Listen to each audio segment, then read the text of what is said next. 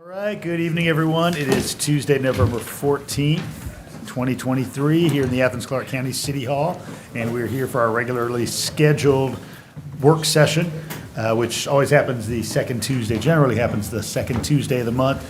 Just a programming note for everybody out there in the digital world, we will be holding our agenda setting session just 2 days from tonight on the 16th, given the holiday week next week, so a little bit of a switch up. We've got a bumper crop of items tonight, some things along in the planning, and then some things we haven't seen in quite some time. The first item is an update on our transit development plan from Interim Transit Director Victor Pope. Is there anything you'd like to say by way of introduction, Manager Williams? Thank you. All right. Victor and transit folks, good to have you here. Thanks for coming down. Floor is yours. Thank you, Mayor Girtz, and thank you, Commissioners, for participating today in our update on our 2023 Transportation Development Plan. This plan is an opportunity for us to get your vision on how you see transportation in the Athens-Clarke County community advancing over the next 5 years. Some of you may remember in 2018 when we completed the 2018 Transportation Development Plan, and this is a continuation of the process.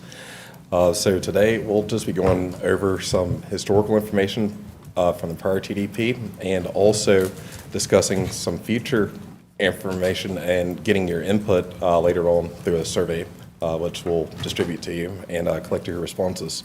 And your responses will help guide and shape the future of transportation in Athens. I'd like to introduce at this time some external support members, Rachel Hatcher and LaShania Forbes. All right, we're ready whenever you're ready to launch us. Yep. Oh, snap. It's funny. There we go. It takes three of us, y'all. No, that's teamwork over on this side, too. Rachel, good to see you this evening. Good to see you all. Thank you for having us. My name is Rachel Hatcher. I'm the project manager supporting the Athens-Clarke Transit team in the development of your update to the Transit Development Plan. This plan is intended to take you through 2023 to the year 2028. So thank you, Victor, for the introductions. We can skip over that and go right into the study overview. And just as a refresher, I know many of you have been through a transit development plan or some type of transportation planning process in your history with the county and with the city. But the transit development plan, and the key word here is a strategic planning document. So the importance of looking at transportation as a whole for the community and how transit fits a specific need for the traveling public. It helps you look at your needs today and how your community is developing and how transit plays a role in that. But it also helps you look to the future so that in the next 5 years you can begin to position yourself for those future needs that take some time to materialize. So there is a 10-year horizon, but the plan is updated by federal mandate every 5 years. You do have partners with the Federal Transit Administration, as well as GDOT Intermodal, who we have here today with us, that are funding partners, but they're also development and delivery partners. So this is your opportunity to set your vision, but also to look to your partners to say, what is the vision for the region? What is the vision for the state? And how do we all fit within that framework to make sure that we're effectively serving the needs of Athens-Clarke County, as well as visitors and folks doing business and coming to our community from outside of our city limits and county limits. So your TDP does a lot of things, but it can only do those things if we effectively collect data to help provide that technical underpinning, and you all tell us what your vision is so that we can give you suggestions, recommendations, and a strategic plan that helps you get there. So you tell us what you need and we'll tell you how to get there. But if we don't have that vision from the community as well as from the leadership of that community, the plan is not likely to meet your expectations. So we hope to define transit's role in your community, and we don't want to redefine that every 5 years, but to tweak that and modify it to meet the needs of the community and the leadership as it stands today. Help transit providers comply with transportation planning and legal requirements. So we're going to look at your needs, we're going to look at your goals, we're going to look at your current operational statistics, and we're going to keep you in compliance, which is really critical because you have all these complex funding partners, and those come with rules and requirements. We also are going to be looking at strategic planning for service and capital investments. So we know that there's a skeletal system that props up the operations of your system, and if you don't have that correct framework or structure, you're not able to expand to the limits that you'd like to expand or provide the efficient system that you'd hope to. So looking at those capital investments and making sure we're staging those so that they're affordable, it's the best use of your resources, but it's positioning you for success.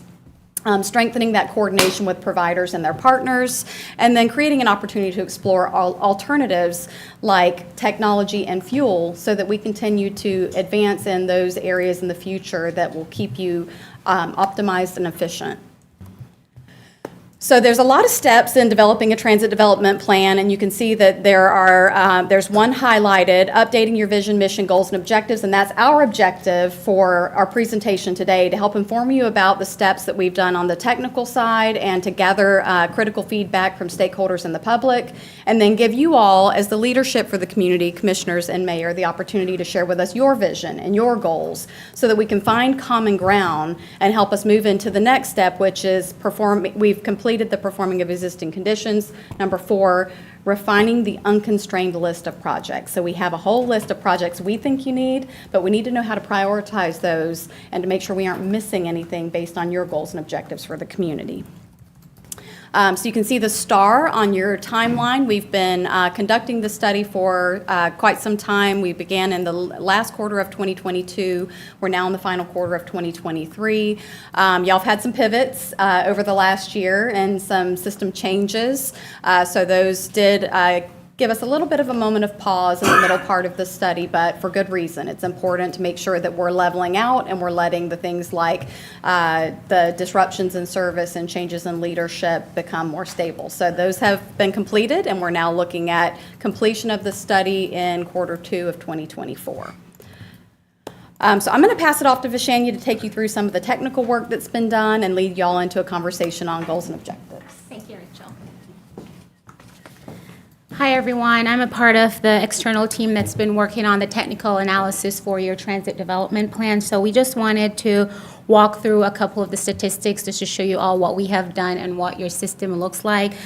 As a part of your TDP development process, our goal is to thoroughly understand the environment in which your transit system is operating, so that way we can best plan and make recommendations for the future of transit in Athens-Clarke County. So just some quick stats on the board. When we looked at everything from your populations to jobs to travel demand patterns to infrastructure and roadway traffic congestions, just to understand like what the environment is like. So from your last census in 2020 count that came out, it shows that your population has increased by approximately 10% thereabout, and you currently have about 66,284 jobs within the county.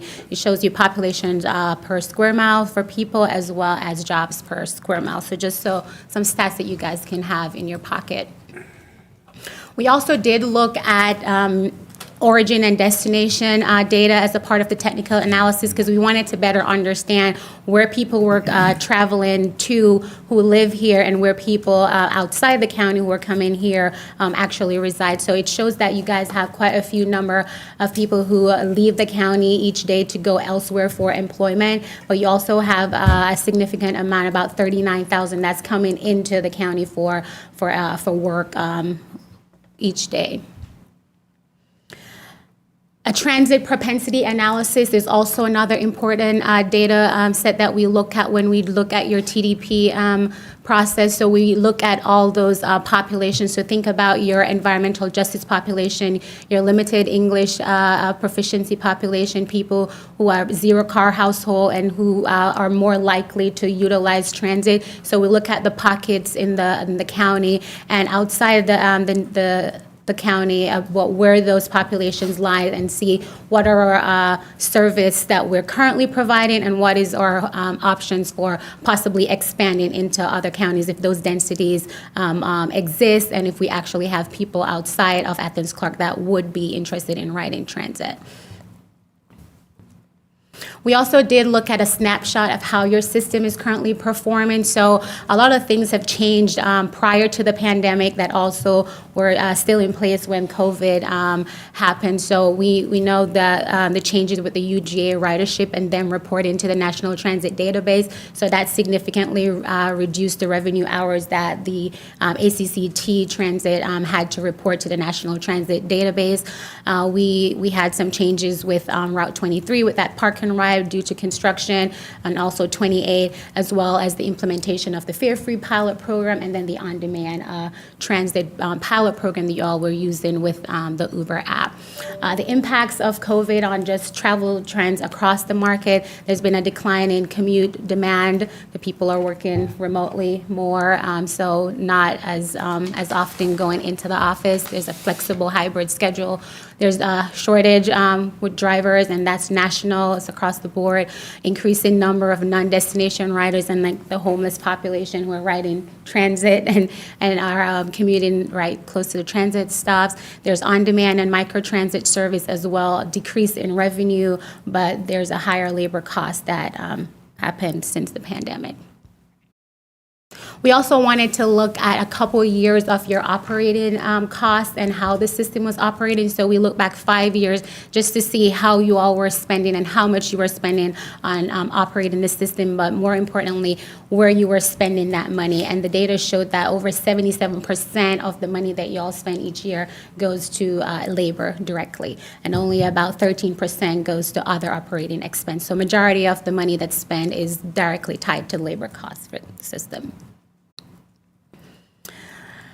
As a part of the process, we also did conduct some public outreach activities because we wanted to go out there and hear from the public because we're providing service for them. And so we wanted to know, what do you like about the system, what you don't like? Tell us what you don't like so we can fix it and provide a service that you actually want to utilize, because we don't want to be providing meaningless service for the people who are actually going to be riding. So we had a series of pop-up events at 3 locations earlier in the year at the UGA Memorial Hall. We had it at the Multimodal Center, and we also went out into the community to the Pinewoods Estate to interact with the community and get their feedback. We used comment forms, we had surveys, we had both paper and digital. We had iPads for those who were able to utilize those, as well as conducting marble exercises so that people could prioritize. You know, if you were in leadership for the day and you had X amount of money, like where would you prioritize those investments for the transit system?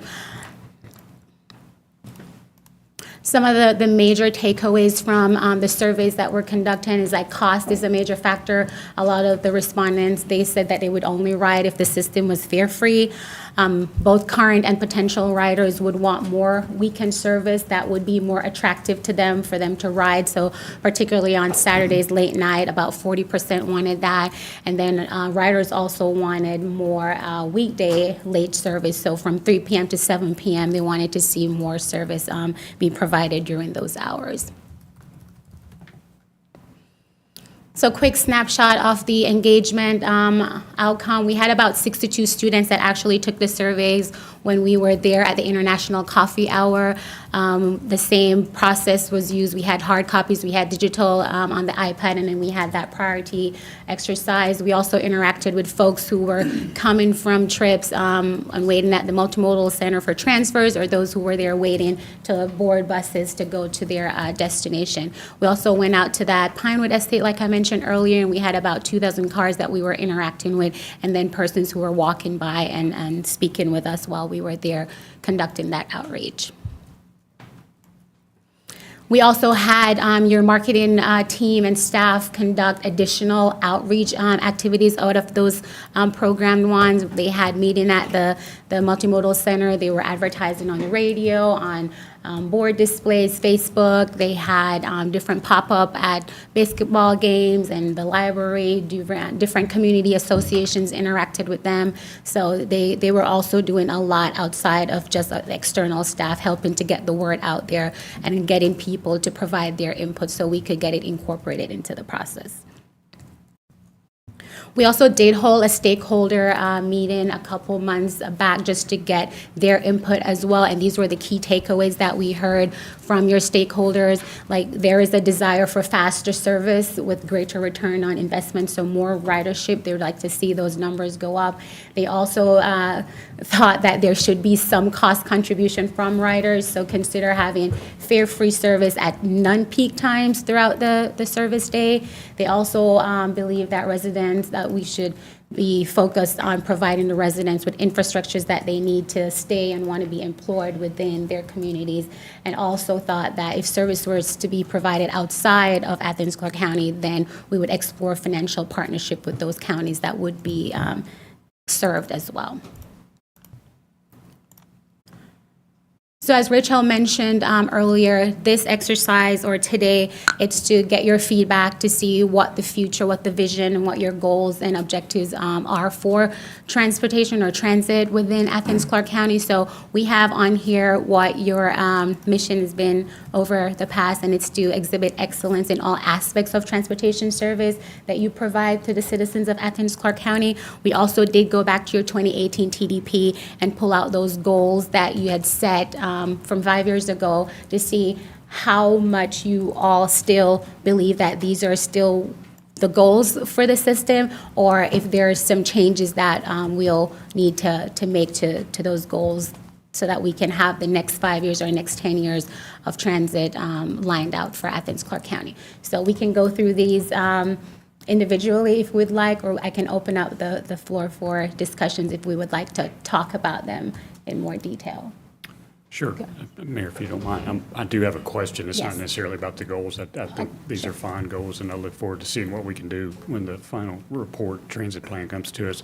I was curious, though, in the presentation about the performance and the current performance. I didn't see any slides about ridership, the numbers of riders. We provided that more detailed technical analysis to the stakeholders. We didn't want to bore you all with that, but in terms of, so the ridership numbers did fluctuate across fiscal years as well. You could see the trends with COVID and the impact that it had on ridership, but it has decreased over the year, and it has stayed that way. I think on one of these slides, we probably Did it mentioned the decrease even with fare free? Yes, it did, but that was primarily because of the COVID impact. I got you. Yes. And Manager Williams, is there a way where we can see those numbers that are aligned with the fiscal year associated with the ridership? Just The ridership numbers. the ridership numbers. Yes, we can provide that when we do have that slide deck available. We can provide it when we provide the survey for you all. If not, When will that be, do you know?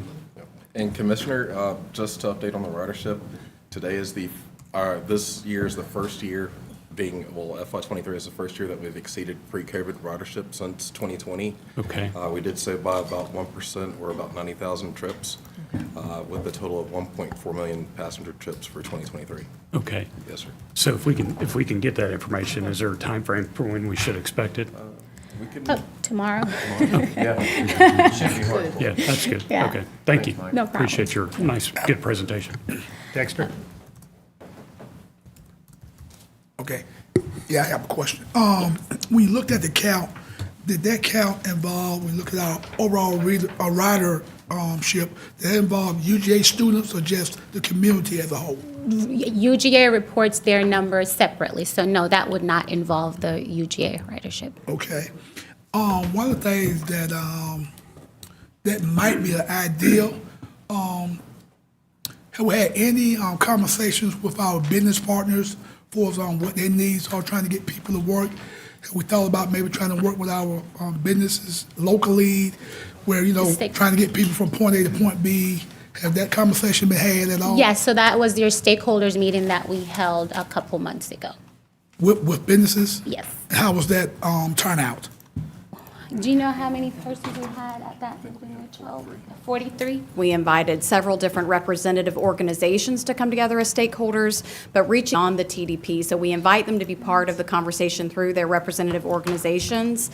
And then we lean on the full-time transit staff with the recommendations to go back and do you plan to support us? So it lives beyond the life of just development of the plan, but we do invite those stakeholders to the table. And there were 50 invited, and we had 43 turnout. Okay. And my last question is, and I appreciate, what you all do. I'm concerned a little bit about with our surveys that, we're not getting a whole lot of response. And all the advertising that you all did has been excellent. And I'm not sure what else we can add, but I really like to see maybe a larger sample. So Yeah, can we really- had a total of 424 responses to Right. the survey. Yeah. Yeah. Yeah, but we got 120,000 people. Yeah, I you know. So I just, but again, I think what you all have done, try to get the word out, has been excellent. So I'm not sure how we increase that survey and really get a feel. Because I'm gonna be honest with you, I never knew about the survey, and I listened to radio again. I might have missed it. I just Understood. Yeah, so. Yeah, that's fair. Thank you for feedback. Jesse? Thank you, Mayor. I have a couple questions, and thanks for this presentation. The first question I have, it's kind of piggybacking off what Commissioner Fisher asked, but could we get that list of stakeholder groups that you worked with? It'd just be helpful to understand like which organizations are kind of feeding into this, and if there's any Absolutely. gaps any Absolutely. of us might recognize for transit-dependent feedback. populations, although I'm sure you all know best on that. And then I did have a question. So goal number 5 here says maximize fare revenue while providing economical services. Could you elaborate on what's meant by that? Because we've been operating fare-free for a while now. And these are the Well, these, 2018. yeah, these are the 2018 goals that was Okay. set by you all. Uh-huh. Yeah. And That so, was one goal that was, but that goal has remained on this list even though we've made that decision, so do we need to? No, so we're showing you what the 2018 goals are. We haven't set the goals for the current TDP yet. This is why we need your feedback so we can help to generate Okay. that goal, yeah. Okay, sorry, Right. thank you So for these are clarifying not that. current goals. Okay, I misunderstood. I thought of them as 2018 through today, but this is No. just back then. Yes. We've clearly done a lot since So we then. wanted to Thank give you a refresher of what your priorities were when the last TDP was developed, and if those are still what you envisioned for the system, then we'll keep them. If not, then we'll change them accordingly. And to add specifically, item 5, Commissioner Hull would circle back to the fare policy that was approved by the commission around that time. It was designed to keep the fare within 35% of the operating cost, and that was to do with the formulas when submitting 307 grants to the FDA, and that was the basis behind number 5. Okay, thank you. May I ask one last question? And I really appreciate this. I'm super glad to hear we're back up to pre-COVID numbers and above that by 1%. Good news. Hope we keep climbing. My last question is just, and a few of us were just in a forum yesterday with some on homelessness and the unhoused population. And among the things they referenced was a lot of the folks that they work with have been banned from transit. And some of those folks are getting banned from all kinds of places, which kind of begs the question, how do they get where they need to go to recover? And so I'm just curious if now is the time or if sometime in the future will be the time to maybe look at what those policies are around banning and what recourse someone might have to get unbanned if they have like a service provider who's working with them to help them stabilize. Yes, sir, absolutely. I would wager that this plan itself is probably not the best place to start that conversation, but I do think that's an important conversation to have. As many people do rely on transit as the sole means of transportation, so if you cut that off, they are obviously stuck. I think we do need to have a conversation as to what behaviors are permitted within the transit system. We currently have an existing policy that the commission approved, I want to say circa 2018. I need to go back and take a peek and verify that date for you. If you are banned from the transit system currently, there is a recourse to appeal that ban. when you appeal it, it goes to the transit director in the role that I'm serving in currently. We review that bar. If there is something that's minuscule, which typically our bars are not based off of smaller items, not saying that it does not happen, but if it's something that we can understand why the person may have been behaving in such a manner, we're willing to work with that person. However, the safety of the passengers and the employees has to be number one for our system, and there are some bans that are in place because people have been threatened or harmed. And but we'd be more than happy to look at that and take your direction on it. Thank you very much. Thank you. Melissa and then Carol. Yeah, first of all, I want to say thank y'all for all you do. I'm someone who actually rides the bus with some regularity and has in my 30-plus years in Athens. I'm curious if you've had any interaction with United Campus Workers or UGA regarding input on where they might see routes needed. There's currently a movement on campus among lower wage workers to eliminate parking fees. And I don't know if there's been any kind of synergy between the transit system about how these folks can actually get to work without needing parking.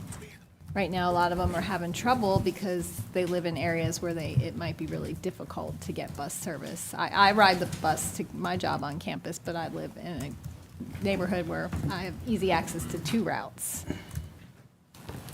Yes, ma'am. Would you repeat the name of the first group? United Campus Workers, it's the union group on campus. And they've been holding rallies and asking UGA to eliminate their parking fees for lower income workers because I think it's up to like $700 a year now to park on campus. I got rid of my parking pass when it got up to $350, like 15 years ago.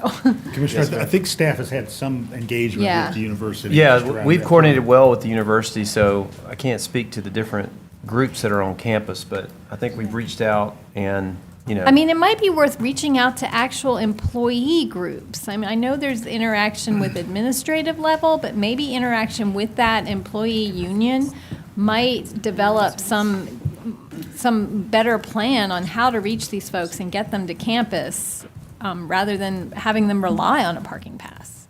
And did you have another question, Commissioner? No, I just wanted to put that out there. So one thing that we do build into the process of the transit development plan is individual interviews for organized groups.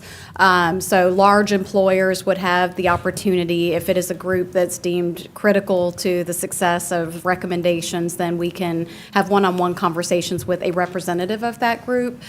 So we have the name down, and we'll coordinate internally and see if that's an opportunity we can use those key interview opportunities for to make sure that we're reaching out to the right people and getting that important dialogue before we set the recommendations. Okay. Thank you. Thank you I for think the that could be suggestion. helpful, yes. Carol? Yeah, I have some questions just about the process and what we're doing here. Could you go to that slide that says next steps? Yes. Okay, down there. I mean, our goal is to get this final report, this transit development planning report. When is the goal for getting that, like number 7, develop it, or agency review and adoption? When are we heading to do that?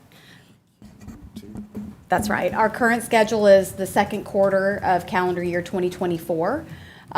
So the feedback that you're going to give us for after the meeting today, we're going to send a survey out to you all. So we'll allow the Okay. manager's office to set that timeline on response rates to make sure that y'all have adequate time given the holidays. We are already in the process of developing the list of improvements, but we can't prioritize those or finalize them until we get the goals set. So we have our draft materials in waiting. We've already Right. completed existing conditions. We have a draft list of improvements. Once we have the finalized goals and objectives, we can prioritize and flesh out that list and finalize it. We would expect to have that completed by January. so that in January, we could move rapidly into getting that feedback on the draft list of improvements and finalizing the Okay. plan.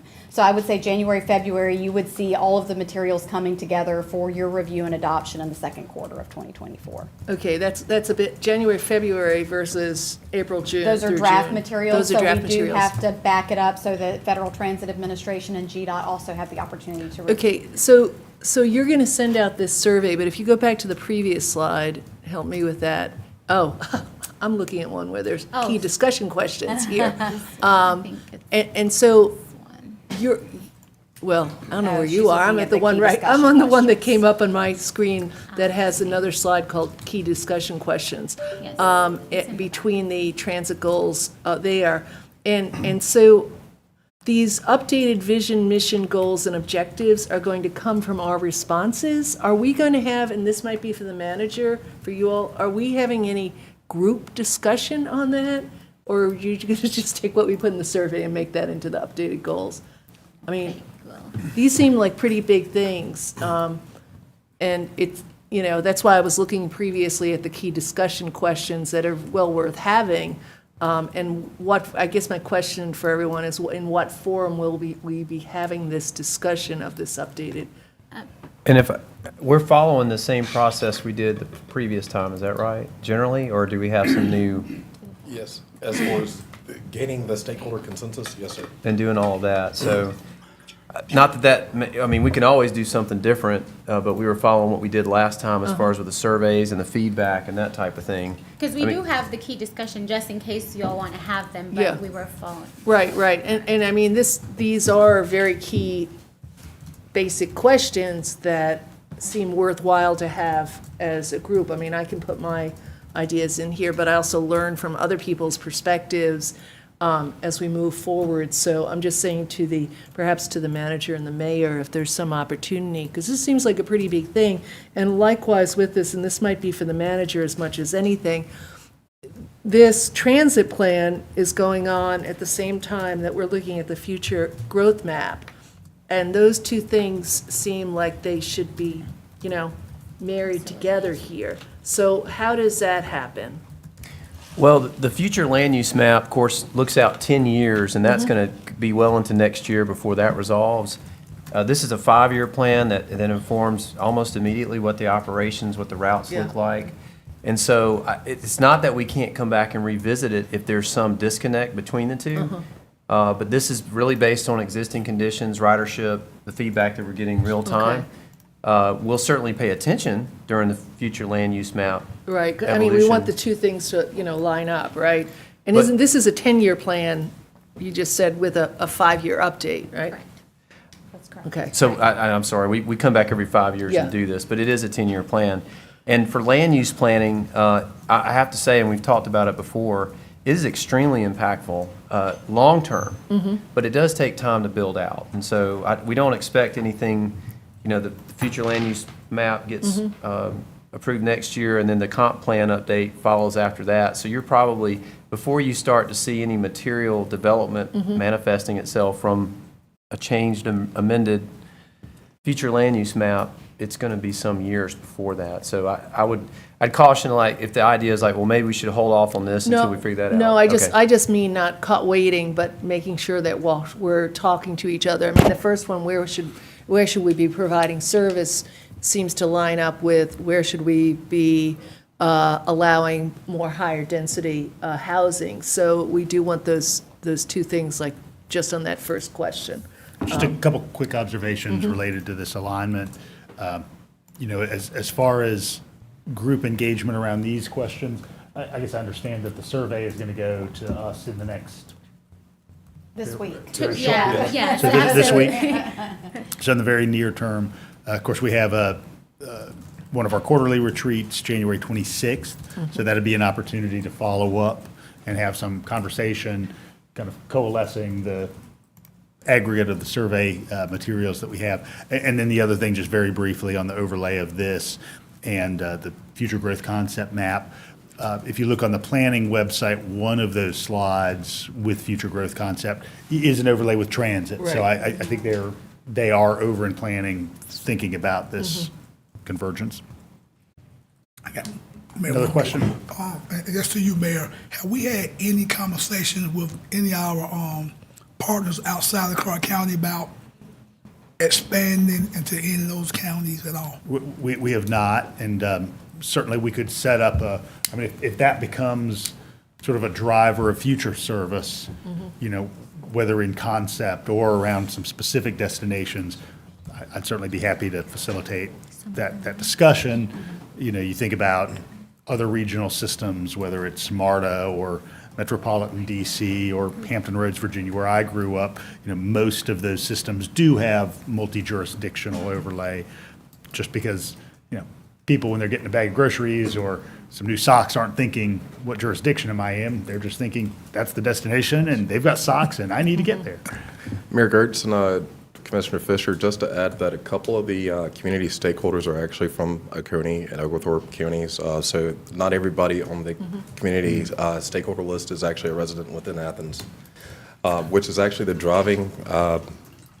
driving force behind, I think it was slide, oops, I'm sorry. It's the driving force behind Explore Financial Partners. Yes. And one other thing I want to add to you all, I'll be more than happy to talk with y'all about Commissioner Link talked about our employees that may be on the lower end at UGA. I'll be more than happy to have that conversation with you all, how we can better get a majority of those folks together besides the union. UGA don't recognize the union. So I think it would be helpful, that I can be a help to you all to maybe engage that population. Great, thank you. Commissioner Hoop? Yeah, I just had one other question. It's probably following up with Manager Williams. But yeah, just based on, you know, hearing pretty clearly from Mr. Pope that this is not the agenda item around which to have the discussion on the banning policy, but could staff provide us with just some kind of follow-up email or memo on what you'd suggest could be a next step? I'm not assuming that we're actually the group that needs to have that discussion first. I mean, maybe it's members of the transit staff get together with some of these key stakeholders from like Advantage Behavioral and the library and the Homeless Coalition to kind of talk about that before it ever comes to us first. But is that something that y'all could Sure. provide, Are like, you, a are you next wanting the step? parameters of the ban policy? Yeah, I had sent an email about that, and I think got a reply that helped me understand kind of where we're currently at, which is sort of this place of stasis for the past bunch of years since that policy was passed. I guess I'm just wondering if staff could provide, you know, if we want to revisit it, here's what that process would look like. Sure. I don't know, is the banning policy, is that? Yes. No, but I'm saying that, well, Is that endorsed by the body? well, or let's is deal that- with that. I'll deal with that directly with you on that, Yeah. rather than take up time here. All right. Thank Next you. steps? Yeah, our next steps are to provide you all with a survey for you to conduct individually. Then we'll collect the responses, compare those to the public and stakeholder responses, and look for consensus that we can report back out to you all with a new set of goals that reflects those areas of consensus. So we'll depend on Vic as well as your staff to help us understand where you would like for us to come back to you and present again.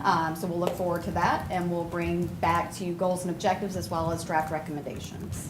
Great. Well, we really appreciate it. Thanks for all your work. All right, Thank thank you you so all much. for the next steps. All right, next item up in a minute is going to be our urban redevelopment plan and a new iteration of our Opportunity Zone program. And that's a program that we have utilized. It's a state opportunity through the Department of Community Affairs for quite a while. But we're going to see it in a new guise. He's got it in his pocket. And so Dr. Ilka McConnell from Economic Development is here to talk to us. Hello. Thank you.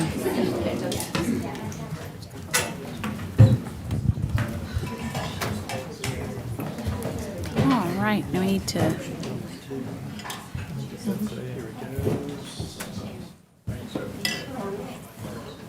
There we go. Let's go back. All right. Good evening. Good evening. So tonight, we will be talking about the urban redevelopment plan, but our end goal is actually the new opportunity zone designation. So our prior opportunity zone, hold on. There we go. Prior opportunity zone has expired. They usually have a 10-year period, and so we are in the process of, with your approval, considering creating a new one. So the presentation that I'll be sharing with you tonight is basically the what, how, and steps of the opportunity zone process. So here's a little outline of the things we'll be talking about, but we'll begin with some history. So as I mentioned, the Opportunity Zone is a designation through the Georgia Department of Community Affairs. They last for 10 years. So you can see the last process. There was an urban redevelopment plan and a resolution presented and approved by the Mayor and Commission in October of 2011, after which staff, at that time, I believe it was Housing and Economic Development, they submitted the resolution and an application and a copy of the urban redevelopment plan to Georgia DCA, who reviewed it and approved it.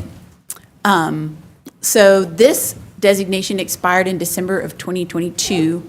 It was on our radar, however, in January each year, Georgia Department of Community Affairs ranks all of the counties in the state of Georgia from bottom to top. And we discovered that year that we were among the bottom 4 counties. They ranked them on a number of factors, median income, poverty level, other statistics that they use from the census data. So because we were in the bottom 40, there was a special jobs tax credit criteria that was more beneficial than the Opportunity Zone, and it applied to any business in any location in the county. So that's why we're like a little behind where you would think that we might be in renewing it. It was because the other tax credit was more beneficial in the past year. Mayor Girtz requested that our team renew the OZ. We'd already been starting to work on it. And then, there was time for the ACC businesses to go ahead to lock in that other tax credit for them. So there was a little bit of overlap there. All of that to say, we've been working on it, and we're very glad to share it with you this evening and explain the process and the steps. So the Georgia Opportunity Zone is a job tax credit.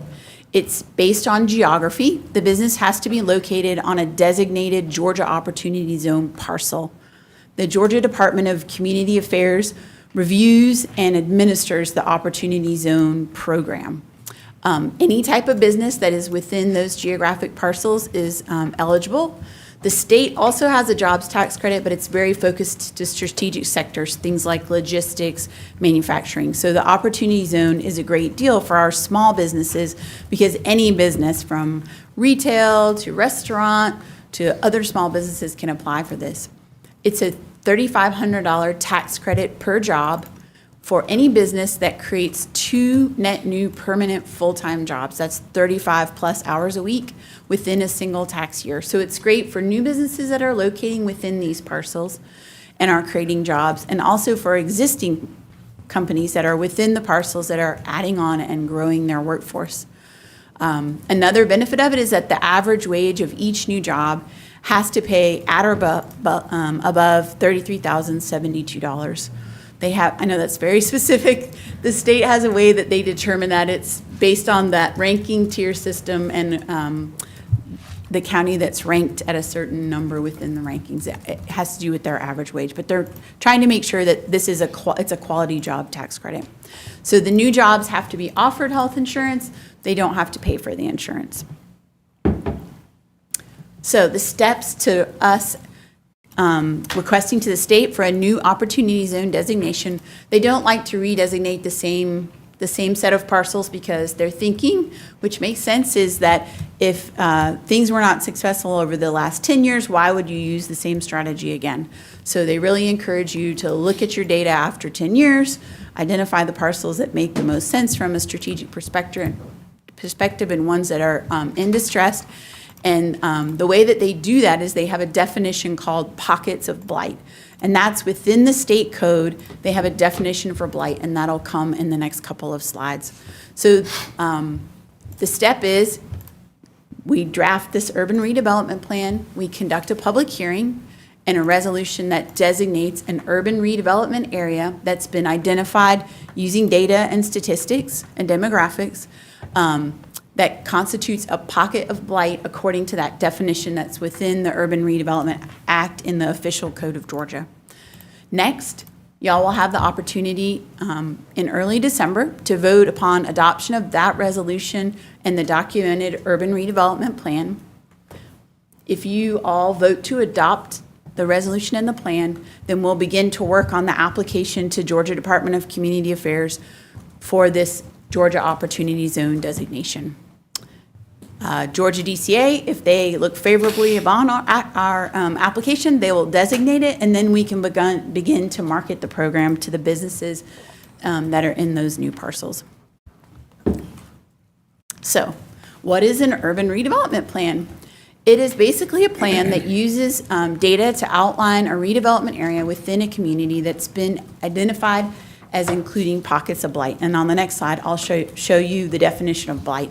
The urban redevelopment plan has to be consistent with the local ACC comprehensive plan. So we made sure within the plan, you'll see that document for the agenda setting, where we map it and make sure that it aligns well with our local comprehensive plan. Big picture, it allows us to apply for state tools like this Georgia Opportunity Zone, to have this tool to encourage redevelopment and revitalization of the area. And the wording from the state is to develop and promote for the public good and general welfare, housing, trade, commerce, and employment opportunities. So for the Opportunity Zone designation, the focus is, of course, trade, commerce, and employment opportunities. That's what the goal of this is to encourage job creation. So pocket of blight is a very long definition, but you'll look at, it looks at number of vacancies in the area, dilapidation, deterioration, the age of the structures in the area, things like maybe a lot size that was laid out at a different time and now new requirements for building don't work so well, like septic tanks are a great example. There are some septic tanks in our community that are on lots that are really not big enough for modern day septic tanks. So that's how they're defining pockets of blight, and we'll go into some details and some mapping so you can see some of the data. So determining some areas that were eligible for this urban redevelopment area, which we've documented in the plan. We, staff had 2 community drive-around visits. We started with the 6 TAD areas because we thought it would be wonderful to be able to align the benefit of the TADs with the benefit of the Opportunity Zone to the businesses. Plus sections, you can see sections of these other areas within our community: Hawthorne Avenue, Gaines School, Barnett Shoals, Winterville, Newton Bridge Road, and Coggins Park. So we started with a very large set of parcels that we thought would be strategic. We went on community drive-arounds to all these areas with DCA representatives to show them the areas. The good news is we really do have very small pockets of blight. We're very lucky as a community in that we don't have very many large distressed areas. So when you see the parcels mapped here in a minute, you'll see they really are small pockets. So the area as a whole is called a zone, but they don't have to be contiguous parcels. So through ongoing discussions after those 2 community look upon and drive arounds, we swapped photos, maps, data with the folks within DCA that manage this program, and they gave us feedback on the potential eligibility of this Opportunity Zone. So based upon that, we refined that larger set of parcels down to the parcels that you'll see here in a couple of minutes. I'm sorry that that map is not bigger. I wish there was a way to make it bigger. But as you can see, it's very small sections. There are some in the Commerce Road area. There's some along the Danielsville Road area. There are some in West Broad, and there's some around Oneida Street. And you can see the number of parcels is about 8,600. That's the urban redevelopment area that's documented within the plan. And then the parcels that we really focused in on with Georgia Department of Community Affairs for the Opportunity Zone is 401 parcels. So you can see them a little better there, just the areas where they are. There's some overlap with the TAD in the Oneida Street and the West Broad area, but not on Danielsville Road or on Commerce Road. So here's some of the data, just that you can see how we mapped it against that definition of pockets of blight. And you can see that within those URP, which is the urban redevelopment area, those tracts, The statistics show that that area is more distressed than ACC as a whole. You see percentage of households in poverty is about 10% higher. Vacant units, there's a fairly good percentage of vacant units in that area. Code enforcement cases that are happening in that area. Crime index is a little bit higher, which is significant because the parcels included in the URP area, a lot of those are not necessarily all residential. There's a lot of commercial that's mixed in there, which are less likely to have domestic crimes occurring at them. You can see building permits. Considering that those are some major corridors in our community, it's 24.7%, but not as high as it might be otherwise. And then the same with plans review submittals. This is something that was really striking as we were looking through the data for these areas. You can see that there's a lot of these areas were developed, 40, 50 years ago. So one of the things that's contributing to these pockets of blight is just age of buildings, right? They were built at a different time per a different code, and they have lived very long lives. And so you can see that there's a very high percentage in these corridors of primary structures that are aged 40 plus years. That also means things like stormwater might be deficient if they were going to have a new business or to be redeveloped. So that part is really important. Septic tanks are another thing you can see within the proposed opportunity. There's an opportunity zone, and also within the urban redevelopment area, there's a large percentage of the known septic tanks within our community. And again, that's a challenge for health, because with septic tanks, it's not if they will fail, it's usually when, and that is usually corresponding to the age of the septic tank. And of course, when that happens, that can create some challenges. So a few next steps. December 5th, well, actually on Thursday, this Thursday for agenda setting, you'll get a copy of the urban redevelopment plan and also a copy of the resolution that you're asked to consider. And December 5th will be the public hearing and your consideration and vote upon the resolution and that plan. If you determine that you would like to approve it, the next step will be for us to take those two documents and draft an application to Georgia Department of Community Affairs for that opportunity zone designation. And you can see the rest of the steps. And we have a plan laid out for how to market and promote the use of that opportunity zone tax credit. We have been sharing it widely since fall of 2020. We've done annual email send-outs to all the businesses in the community so that they know that the ones that are within the opportunity zone for 2020 and 2021, and then we sent out information about that alternate tax credit that applied to everyone because we were in the bottom 40. So, and then we also have several other avenues that we've developed in the last few years of just getting to know stakeholders in the community to be able to share this information so that they can share it with businesses that can take advantage of it. That's it. I'm glad to take any questions. A couple questions. Allison? Yeah, thank you for all this good information, and it seems like that you've been studying it methodically all along, but then timing it with this process. The part of this that is one of the things that a pet peeve of mine is the septic tanks and the reality of the need for help. Is there an opportunity with this beyond businesses that would be helpful for residential inspections or costs? Is there any money that can help with our septic situation in the zone? It seems like it's mainly business oriented.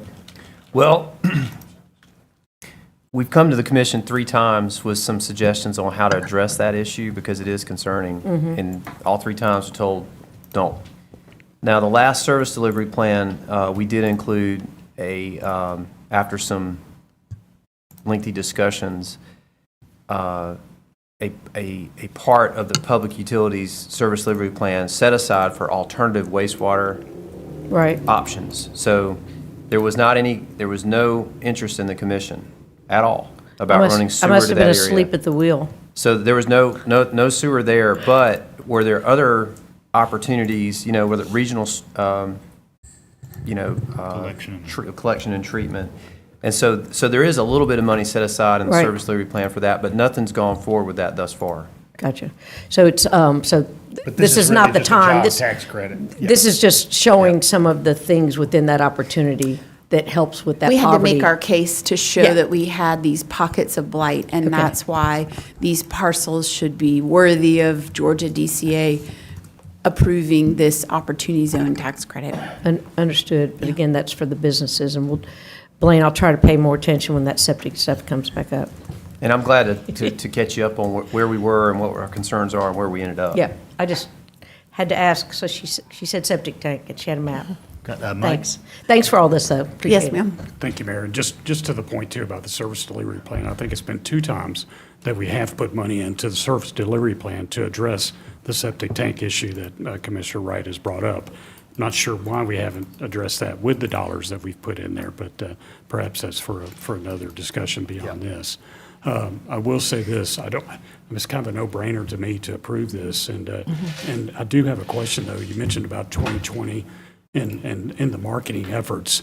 So how many businesses actually took advantage of the previous Opportunity Zone? That's a great question. So we asked Georgia DCA because they have the records going back for the entire 10 years, and they told us that 23 unique businesses have taken advantage over that 10-year period. It's not a whole lot. Well, when we said, oh, is that it? She said, no, that's amazing. You're one of the communities that has more participation.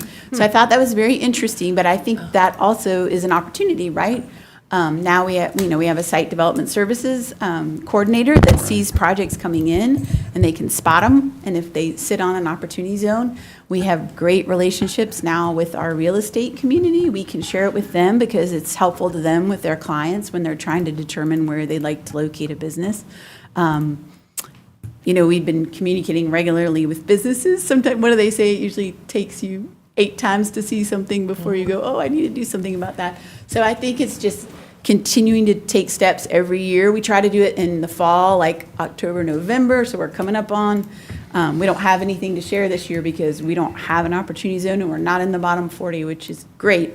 But usually we send one email in November and then another one in like mid-January to make sure people see it twice on the way to tax season. And then another thing we've been discussing is, CPAs always do continuing ed. This is a great topic for a continuing ed session to be able to share with CPAs because they're actually the best. They're the best population to share information with. Another question about the alternate tax credit. So that's expiring? Is that the case there, which is why? Well, we're not in the bottom 40 anymore, which is wonderful. We were in Tier 1 in the bottom 40, and now Right. we are in Tier 2. Okay, no, that's a good Which is, good thing. it's Yeah, wonderful. Yeah.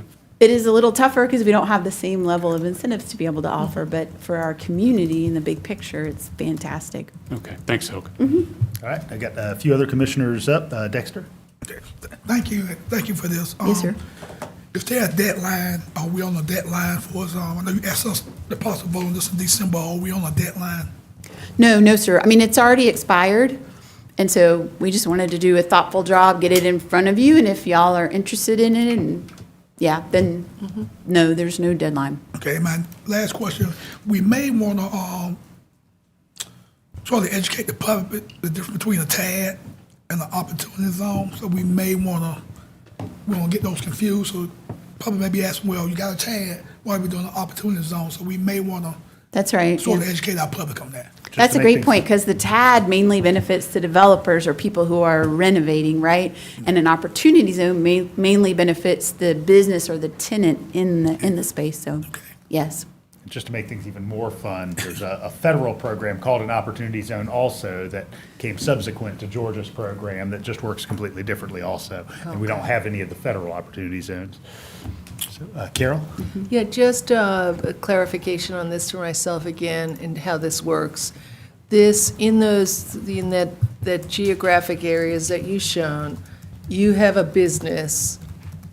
And like right now, if we don't get this thing set up again, can I apply for this? I have a business, I open up in one of those purple zones, and we don't have this thing done. I can't get the tax credit until we have it done. Is that No, correct? ma'am. Yeah, it Okay. expired last December, Okay. but we had that other tax credit Okay. that they could apply to keep the benefits through this December. That makes sense. So in addition, I'm in one of those places and I create 2 new permanent full-time jobs within a single tax year. And the tax credit is $3,500 per job. Yes, ma'am. Is that just for that year, the first year I do it, or is it, for like every year? So I know am I this sounding, answer, but am I, I'm pretty sure you can carry it forward for 5 years if you don't use yeah, it in because that year. saving $3,500 in a small business is okay. I mean, that's good, right? But it's much better if it's, 5 times that, right, over the years.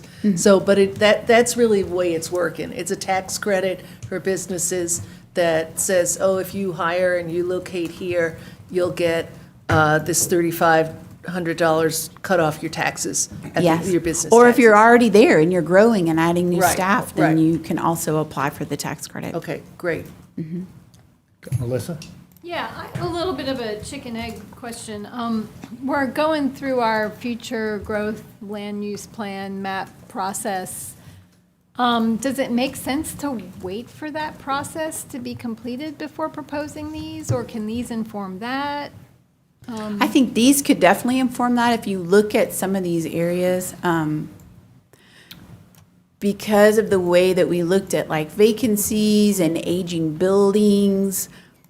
These They're- are existing conditions. That's not- right, Not they're- future, so we Yeah. can't really project where pockets Okay. of blight may Yeah. happen, so. Okay, This so is current maybe conditions, yeah. setting these could inform that.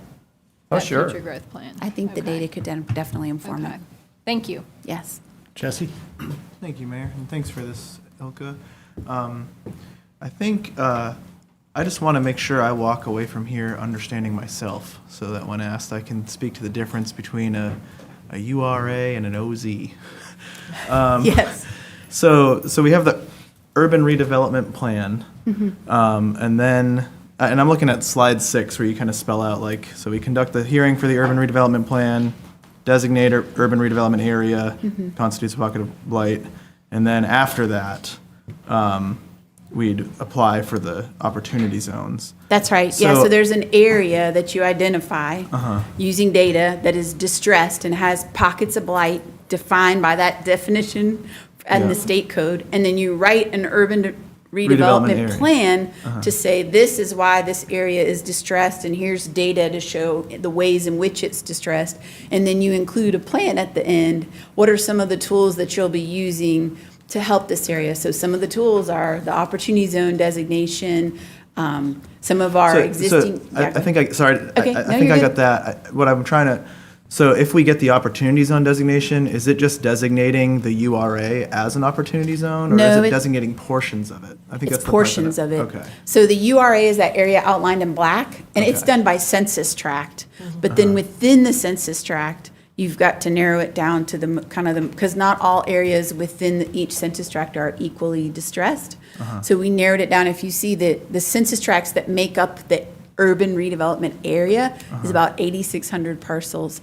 And then the ones that we deemed, working closely with Georgia DCA and following that definition, is about a little over 400. Thank you. That helped me make sense of all that. I know And it's a lot of alphabet Yeah. soup, and you'll notice your slides don't match my slides, because we were like, what order will make the most sense when we talk about these things to make, to make it less confusing?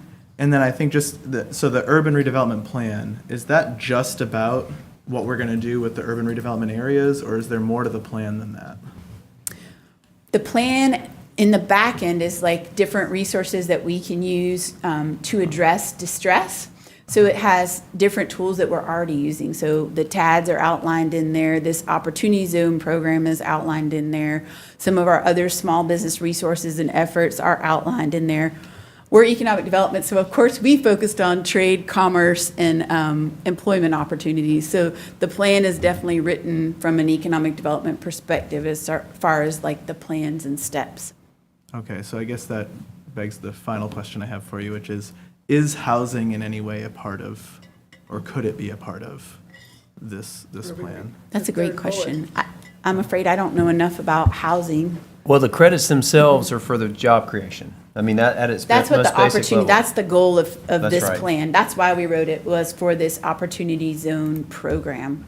And I think this is an important point I think some folks may be interested in, and that is, a redevelopment plan outlines the activities that are sought after. So, for instance, we have a redevelopment plan with the TADs, and it's very specific to those TADs. Yes, sir. You might say, well, why can't we use that redevelopment plan and just, because that's not what it says.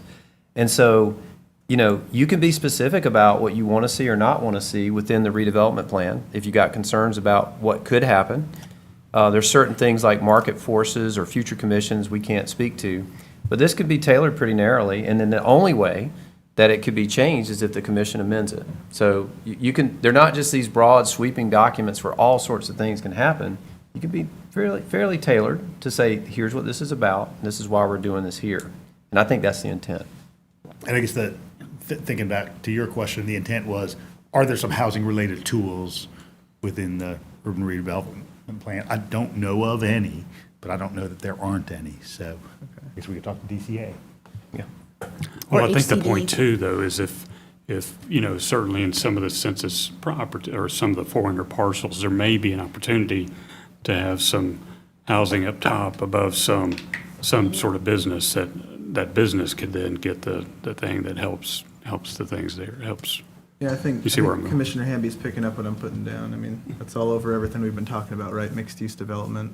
So I guess maybe that begs the question then, like, is HCD a part of helping develop this, or could they be looped in? Just so we have Sure. our multi-headed hydra kind of.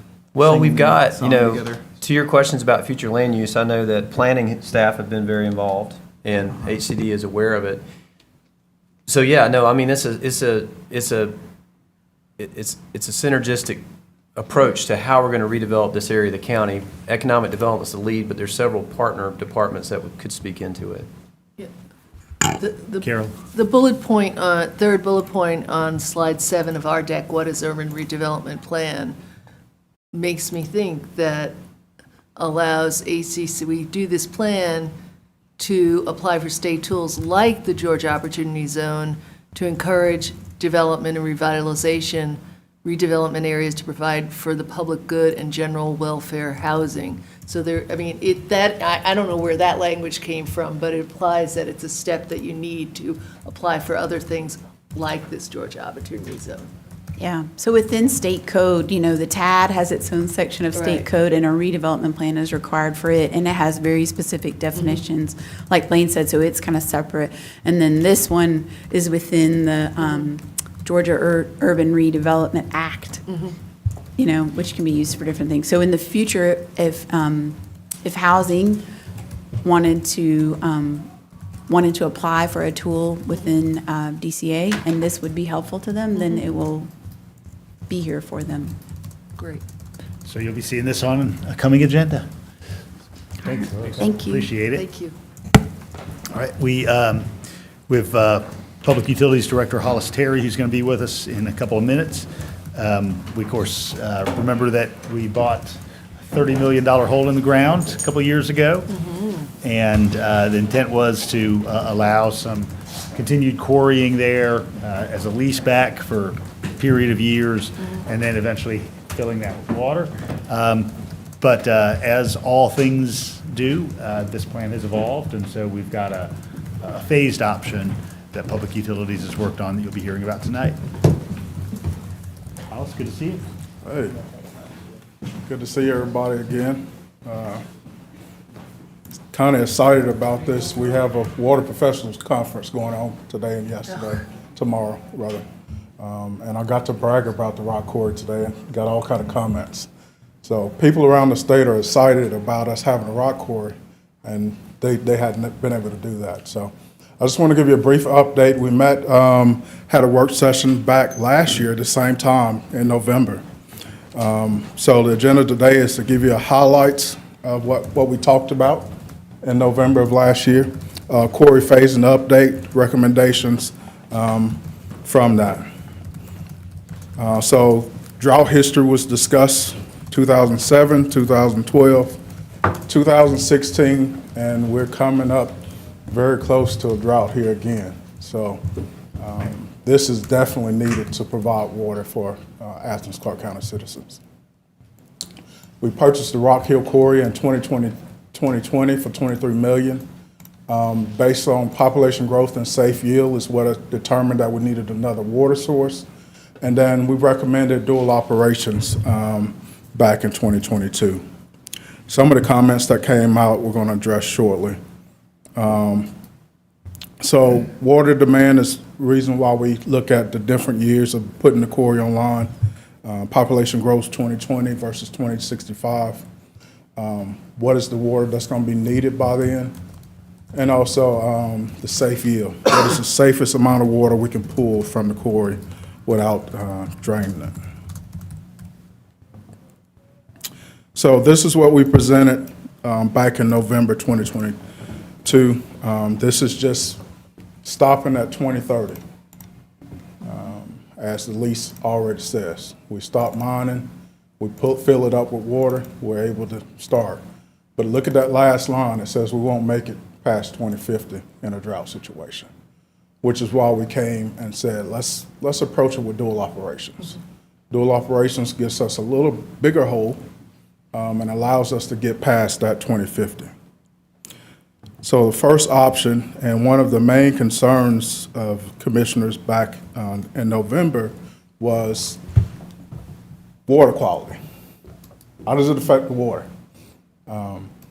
And we went back to consultants, they did a feasibility study, but also they did something so simple I didn't think of when I presented back in November. That 510 is to protect the water quality. That's why it's not at 720 like the rest when it's full pool. So that difference in 720 and 510 is what will protect the water. But not only that, there's some best management practice of BMPs that should be put in place and recommended by the consultants. So if we go the route of dual operations, dual operations will be option 2. We will have one hole that stays at 510, and they will be mining right next to it in another hole. In 2045, that's when we'll fill up both, and we'll fill it up to 720.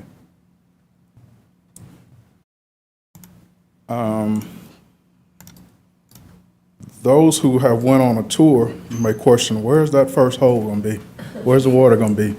It's where we've all been down. If you've been down in the quarry, that's where the water's going to be. When you come back out the quarry, up top, where the rocks are piled up, the fines, all that, that's where they're going to start digging the second hole, which will be mined from 2030 to 2045. The reason why the economic and financial impacts are up there is because if you look, now this doesn't account for Jackson County, the other, because it's not a quarry officially. But if you look at the quarry, that's the next distance, Walton County, that'll be 18 miles. And the same thing with freight costs. So what that does is it makes it more expensive for development here in Athens-Clarke County if we got to drive 18 miles to get concrete, stuff to do roads, stuff like that.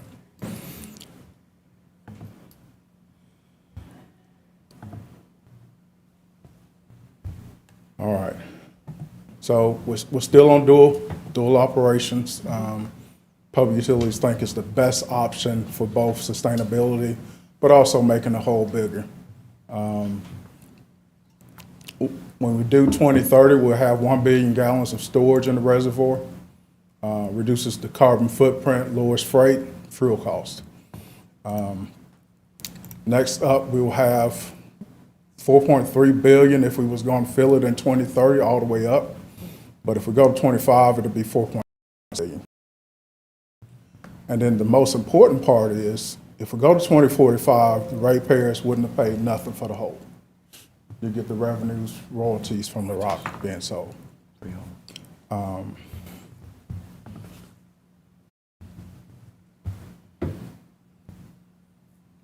this basically is a summary of what we talked about. I want to say at the conference today, there were so many people excited to hear what we're doing. We're doing something historical. And PUD is very mindful of the water quality. We want to make sure that people that drink water here in Athens is good. So we brag about the UGA football team. We told them it was the water, that's why. That's pretty much the update. Any questions or concerns? What you'll see coming from us in agenda item is to extend the lease from 2030 to 2045. And also, that lease will spell out that we would be able to put infrastructure in place, raw pumping station to pump water in, and also to pump water out. I want to hear if anybody has a problem with either clean water or a revenue positive approach. Are there any negatives here? No. Okay, sounds Well, I great. mean, if you were fixed on having access to all that water Yes. in the near term, that'd be the downside because we're deferring that. But staff has worked with the quarry to talk about, based on our projections, what would be the minimum. Because when they came to us with this, we're like, well, we can't go without any water till the 2040s, you know? And so then we got to where if we could get some water there and be able to start using that, and of course, the benefit is the hole will get bigger and we'll have more capacity at the end of it. But that's the only downside I see, Hollis. What are your thoughts? You're correct. And the best part about it is we still get to make it through a drought. There's water there that will help us to assist us. We'll use Bear Creek and the quarry as a blend to make us to get through a drought. That's great, particularly for anybody who was in public service in 2007. Yes. It's nice to have some future resilience that we're setting up for. Well, Hollis, thank you so much. I really Thank you. appreciate all the work that your department has done. Thank you. So we're going to move from public utilities over to public works, and we have a couple of presentations. The first is something of a rolling project that they've been doing, updating some technical standards. You saw some things about grading a couple of years ago. We're going to see a couple of things tonight, and they preview that there's more to come in the future. And then after that, we'll talk about the crosswalk policy.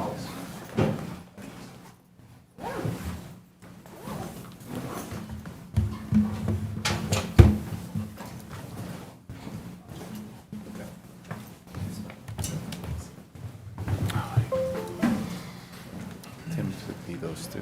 Yeah. Okay.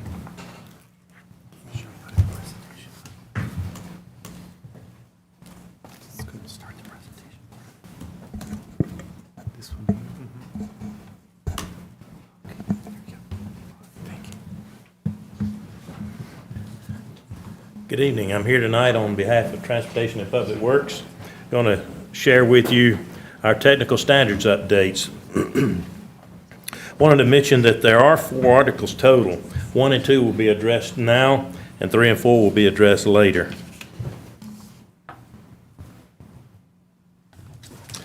We do want to mention that the updates work toward meeting the mayor and commission strategic goals in and above these mentioned here tonight.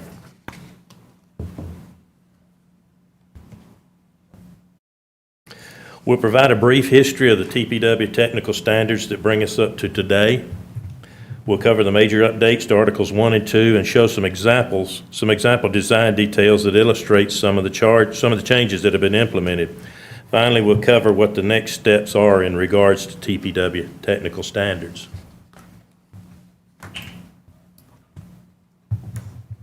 The earliest technical standards were adopted in 1994. The current standards were approved by Mayor and Commission in 2009. A departmental memo was issued by the Public Works Director in 2016 to allow for wider driveways.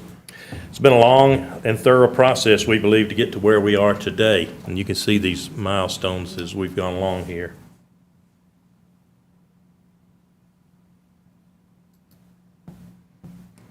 The technical standards are used to help fill the gaps in ordinances and clarifies TPW's expectations with ordinance provisions. After a lengthy review of other municipalities, TPW has chosen to adopt common policies with state and federal recommendations.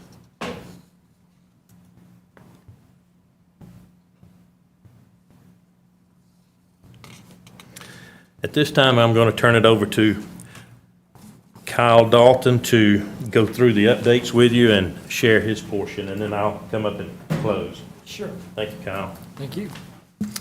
Okay, let's start out with talking about Article 1 updates. Article 1 describes how we build roads in Athens-Clarke County. So one of the main things we've updated are our pavement widths and structure. We clarified how our pavement widths work in regards to striping and their actual physical constructed width. The structure updates on these, we've added or increased our graded aggregate base underneath these roads from 6 inches to 8 inches. We've also changed how those lifts or how that fill is placed in the ground there. We're limiting it to 4 inches of GAB at a time per lift. What this really does is it vastly increases the durability of our pavement structure, and it'll increase the life of a road anywhere from 3 to 10 years, which is a major cost saving to us. And it's a minor addition. It's a minor addition in just having two extra inches of graded aggregate base. We've also had some inclusion of our design criteria for roundabouts. We are pushing roundabouts as the preferred intersection type when it's possible and when it's preferred. We've also updated this with some bicycle and pedestrian accommodations that we'd really want to see at all of our intersections that we have, and also done some design work and some design details for multi-use paths that also go into intersections. We have changed our design criteria for vertical and horizontal curves. Basically, what we changed here is we moved from our own standard that we set many years ago to the commonly accepted AASHTO standards, which are a national framework for how to build roads. This really allows us to, in these hard to develop areas where there's, what we're getting down to in Athens, the last places to develop, topographic challenges make building roads very difficult. Changing our design criteria to meet AASHTO doesn't decrease any sort of safety problems, but also allows for much enhanced development possibilities in a lot of hard to develop areas. We have had some sidewalk construction changes. The major thing here is we have changed in intersections the thickness of our sidewalk, because a lot of the problems we see inside for sidewalks in intersections is they're commonly hit, they break, they crack. It's an increased cost for us to actually maintain those. Increasing their thicknesses allows us to not have to do that as often. One other thing in our Article 1 updates, and this is a major update, is the adoption of the GDOT utility accommodation policy. This is a formal framework put out by GDOT that addresses how utility contractors are supposed to work inside of right-of-ways. This is a policy that's been adopted by many other communities.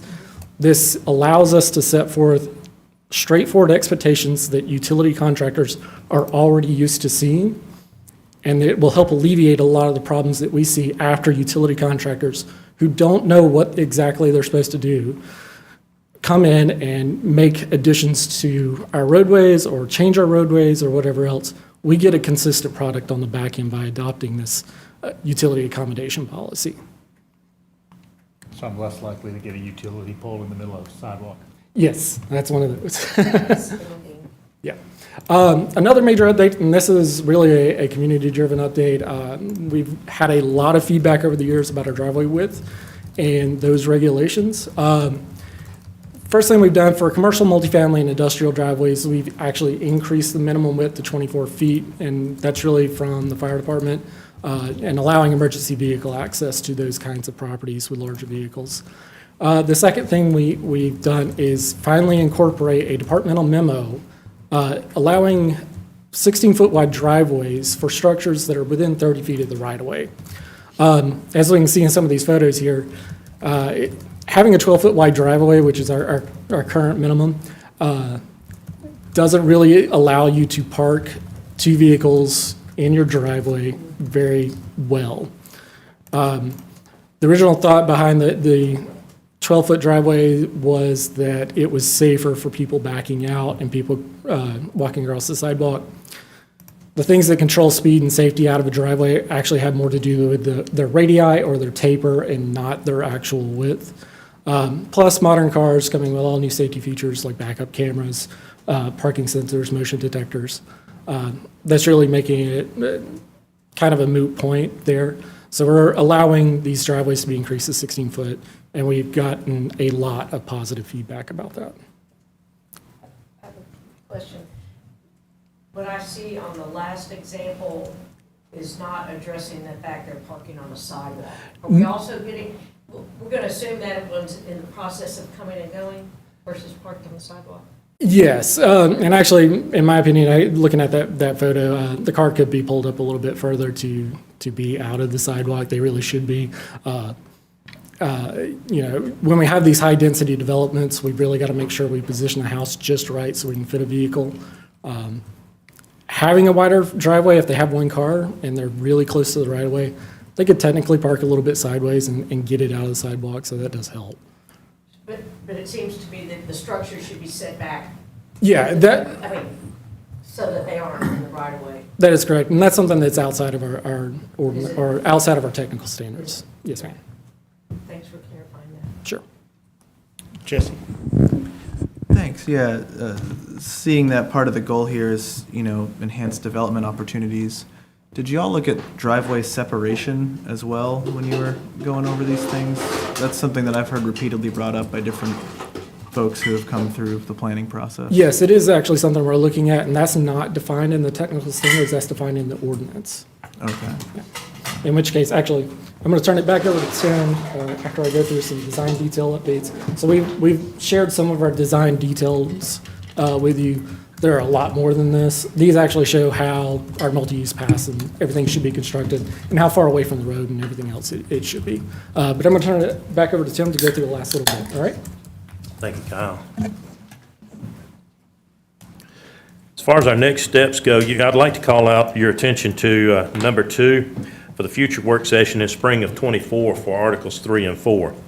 But we do want to let you know that TPW has made a commitment to review and update the standards with regular reviews and updates as necessary. We don't intend for this to sit static for any length of time. Again, we want to keep these updated as pertinent changes come about.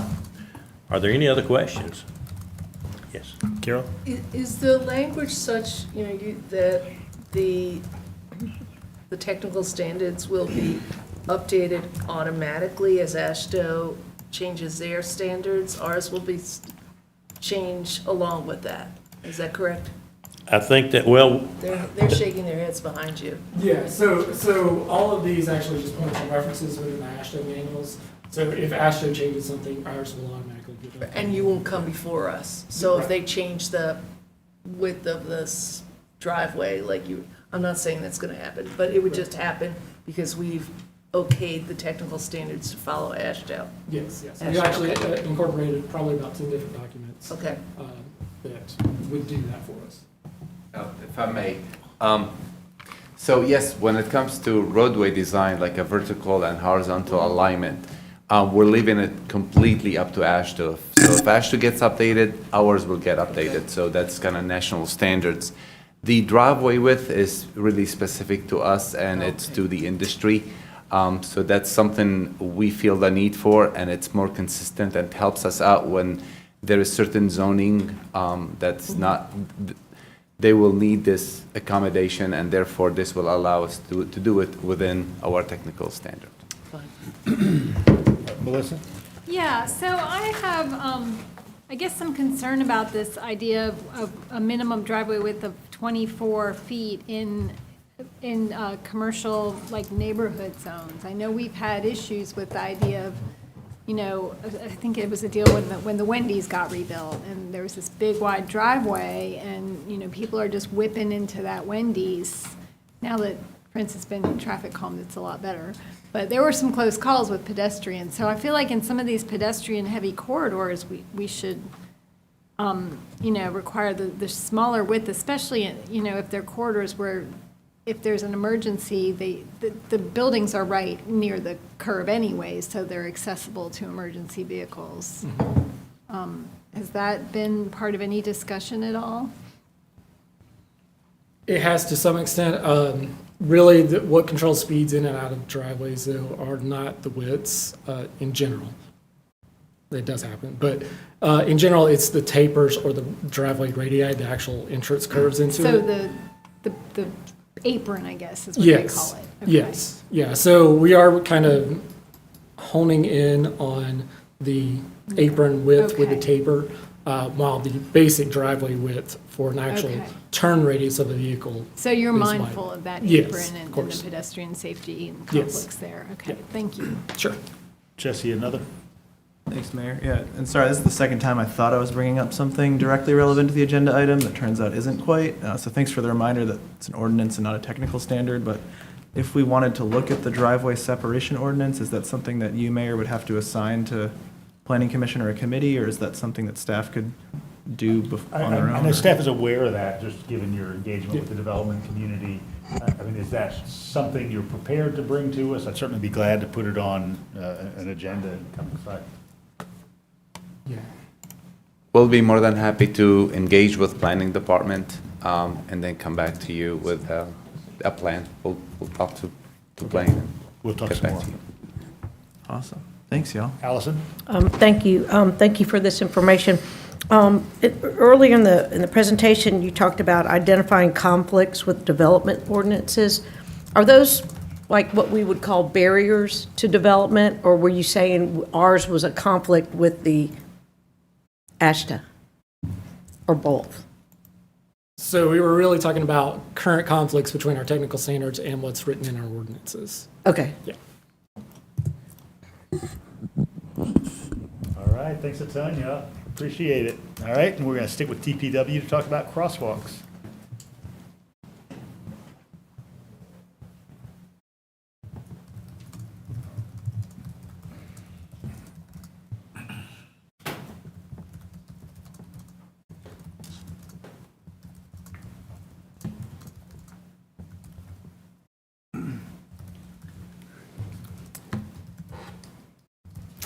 All right, well, thank you again, and forgive me, I didn't introduce the team earlier. I'm Rani Katreeb, I'm with Public Works, you all know me. You all know Tim Griffin, our traffic engineer, and currently the interim assistant director. And earlier, Kyle, he's our permit supervisor and main engine in our plans review process. Now, for the crosswalk policy. Alongside with us today is Stephen Bailey and Sherelle Haloum. They're also a big part of this policy, the write-up of the policy, and the presentation we are presenting to you today. Tim is going to take this forward, but we're all here to answer any questions you may have.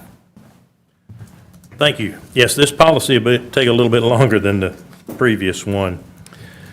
We do want to discuss with you these policies. That's the reason we're here tonight, is to represent TPW and to present this updated crosswalk policy.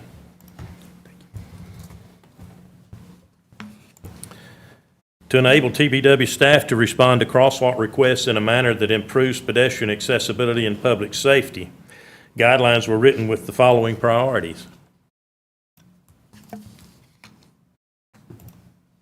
And let me know if I go too fast. This countywide crosswalk policy is aimed at improving pedestrian safety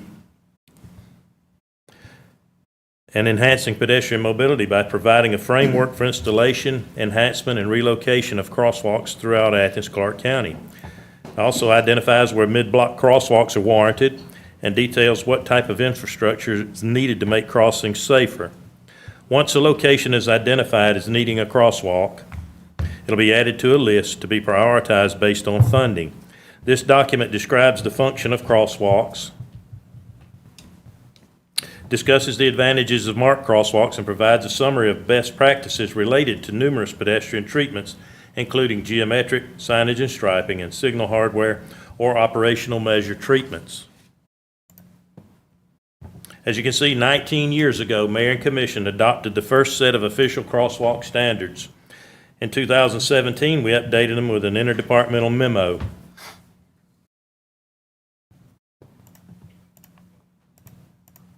Sidewalks and crosswalks are essential links within a pedestrian network. A marked crosswalk has these three primary functions.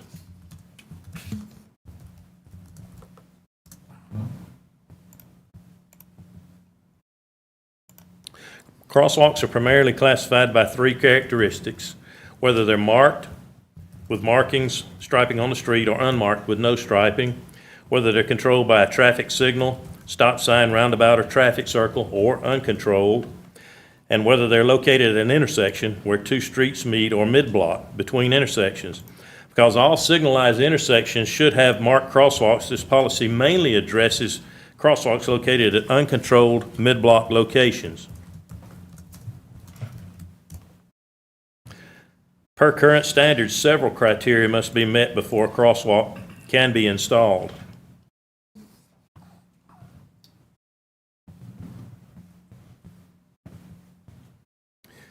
Pedestrians may desire to cross at locations but refrain from doing so because it is unsafe.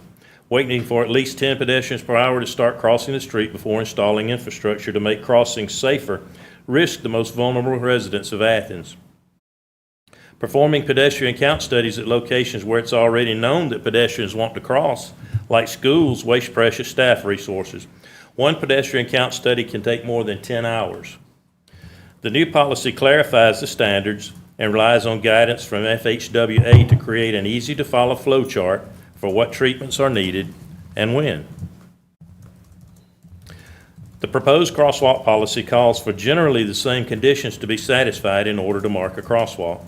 Namely, marked crosswalks should be installed at all controlled intersections per MUTCD and ADA standards, and mid-block crossings should be marked where the following occur. One of the biggest differences in the new policy is that it allows for additional qualification criteria to meet the demand criteria. I know this is a busy slide, but it does identify the steps. Identifying candidate locations for marked crosswalks involves 2 steps. The first step is to locate the places people would like to cross the street. These locations are called pedestrian desire lines, which represent the most desirable and typically most direct places that people want to cross the street. Pedestrian desire lines are influenced by elements of the roadway network, such as transit stops and nearby land uses that generate pedestrian activities. For instance, homes, schools, parks, trails, commercial centers, etc. This information provides a basis for identifying pedestrian crossing improvement areas and prioritizing such improvements, thereby creating a convenient, connected, and continuous walking environment. These locations may be identified through engineering studies, walk audits, staff observations, or public feedback. The second step in identifying candidate locations for marked crosswalks is to identify where people can cross safely. The primary consideration in this step is adequate stopping sight distance. Of all road users, pedestrians have the highest risk of injury in a collision because they're the least protected. The Crosswalk Safety Treatment Toolboxes in the appendix of this policy provides numerous options for enhancing pedestrian safety at uncontrolled crossings, with treatment selection based on the overall context of the crosswalk, including surrounding land uses, roadway characteristics, and user characteristics. A pedestrian generator is a location, area, or facility that generates or attracts a significant number of pedestrians. The term pedestrian generator is typically used in the context of urban planning and transportation to identify areas where infrastructure and safety measures for pedestrians should be prioritized due to the significant foot traffic they attract. Now, we've got 2 slides back to back here. I'll explain the legend for the first one, then we'll move on to the second one. I'll give you some time here to try to digest these 2 slides. Once it's been determined that a marked crosswalk should be installed, the appropriate crosswalk treatment should be determined. To give you a quick rundown of what the numbers and letters on the next slide mean, the letters here represent the 3 levels of treatment enhancements for marked crosswalks, and the numbers represent additional geometric treatments that are appropriate for the context. You'll note level A is markings and signings, and it's the most basic treatment for a location that qualifies for a marked crosswalk, and that's markings and signing only. Level B, rectangular rapid flashing beacons, or RRFBs, are generally designed for locations with higher traffic volumes, higher traffic speeds, and more travel lanes. And then level C, pedestrian hybrid beacon, PHB, or signal. Full traffic signals or pedestrian hybrid beacons should be used where level A or level B devices aren't effective for providing safe and efficient crossings. Additional lighting is highly recommended at these locations. Now, here's a really busy slide, but I think if you'll note, Sherelle has color-coded it for us. We've got the A's, B's, C's, and then we've got the numbers which correspond with the chart. We just couldn't get it all on one slide for you, so We'll scroll back and forth if you need that. The recommendations in this table were simply updated based off of research summarized in the Federal Highway Administration's Guide for Improving Pedestrian Safety at Uncontrolled Crossing Locations. And this table outlines which level of treatment to apply based on traffic volumes, speed limit, and roadway configuration. The table also includes possible geometric enhancements the engineer should consider along with a marked crosswalk, such as a pedestrian refuge island. When I administer the test on Thursday, you'll only need to get 50% of these to get an A. I do want to compliment the color choices. A lot of times we get slides with shades of blue, and you can't really distinguish one from the other. I think it's very clear here, and I appreciate that attention to detail as a visual communicator. Thank you, Thank you. Sherelle. The two main differences between the existing crosswalk policy and this new policy are A, the introduction of pedestrian demand generators as justification for crosswalk installation, and B, the inclusion of a treatment guide that more clearly articulates FHWA guidelines for appropriate geometric treatments based on movement of vehicles and roadway characteristics. This policy also provides background information on crosswalk research and details Georgia's municipal codes related to crosswalks. And then here you see the next steps. We do have a plan.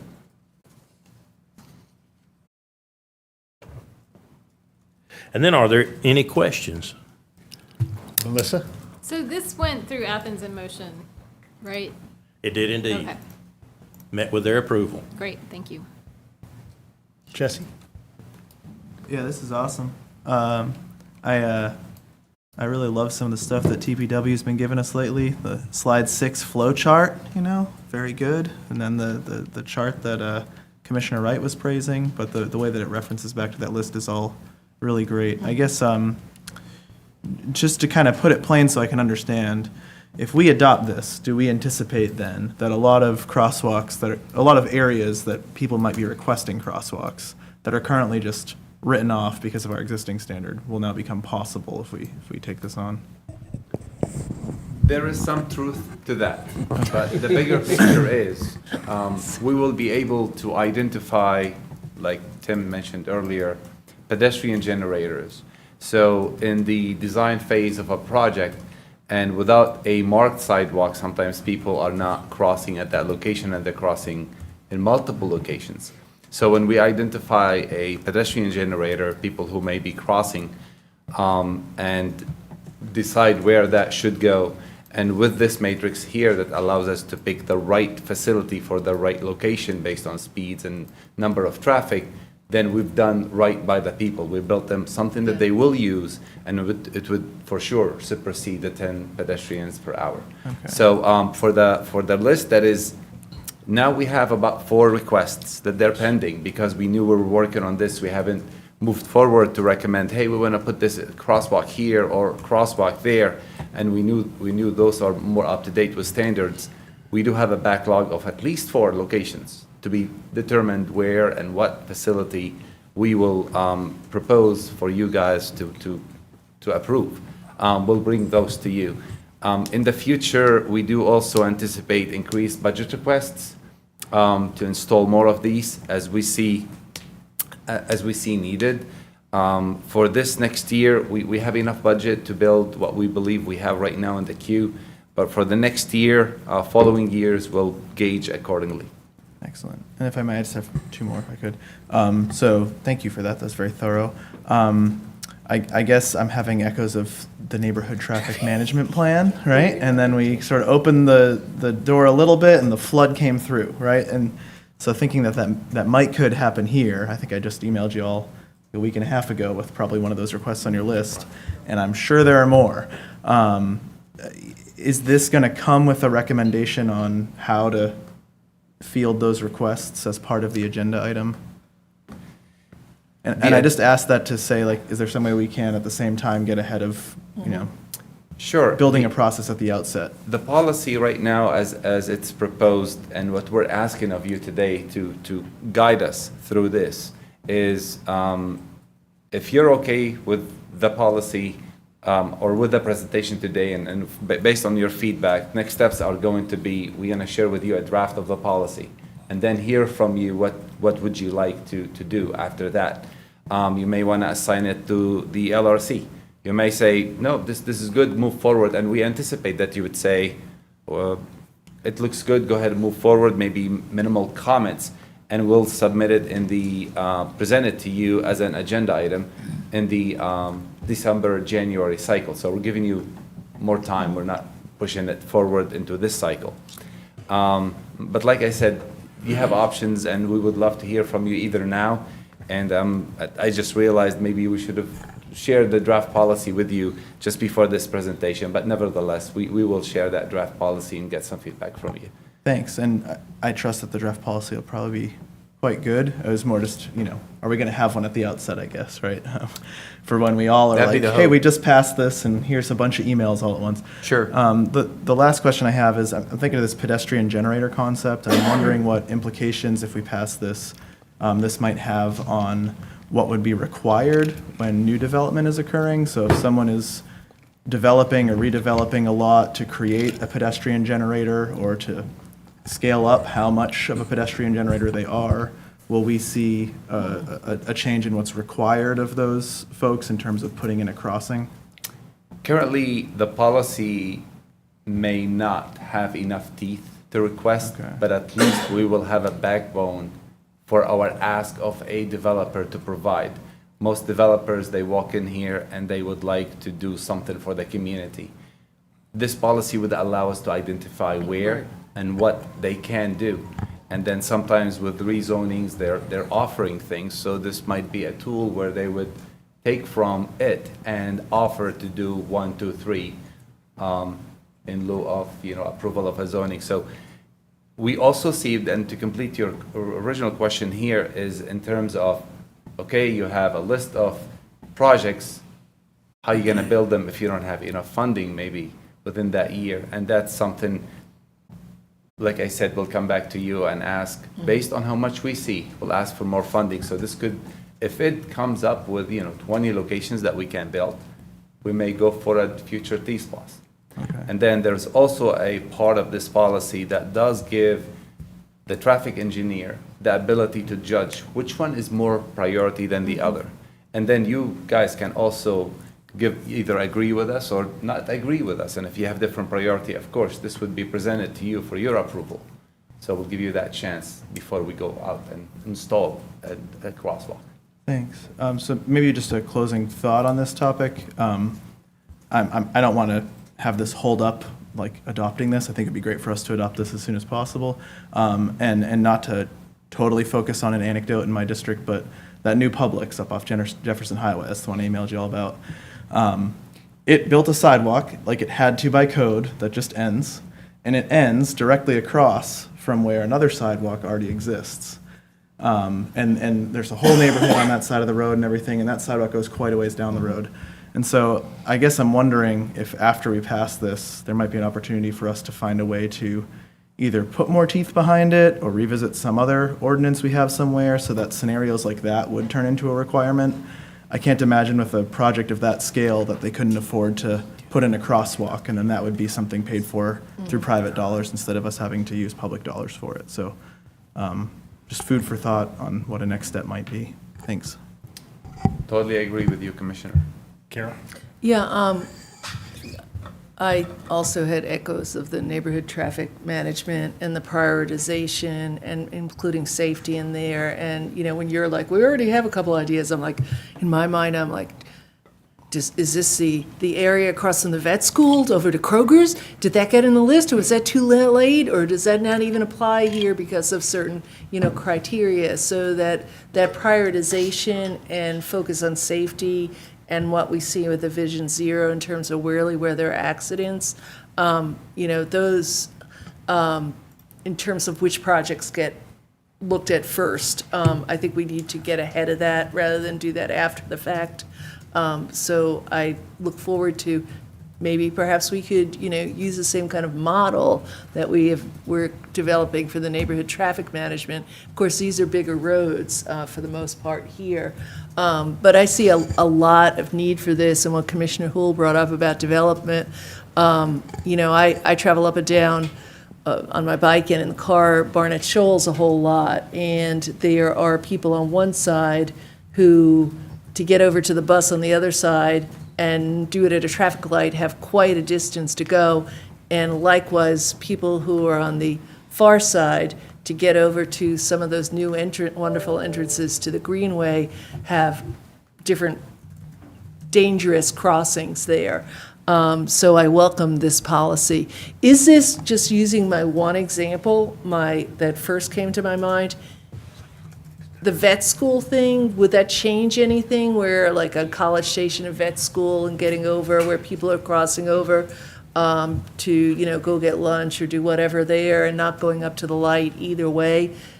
Would this apply in that situation or not? Because it's still too close to the, intersection. there's a quarter of a mile, I think, between the light at International Boulevard and the light at the College Station Barnett Shoals intersection.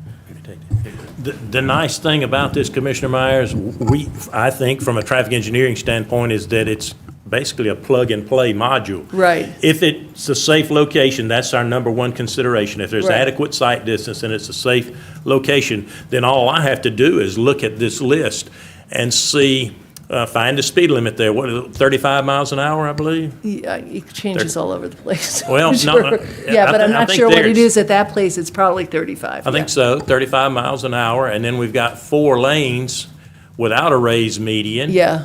And you can look at B down there and see what those requirements are. But B, let's see. But is there something in there that says, oh, that's like, in reality, we should just make those people walk even if they're not walking? How do you where does that get factored in?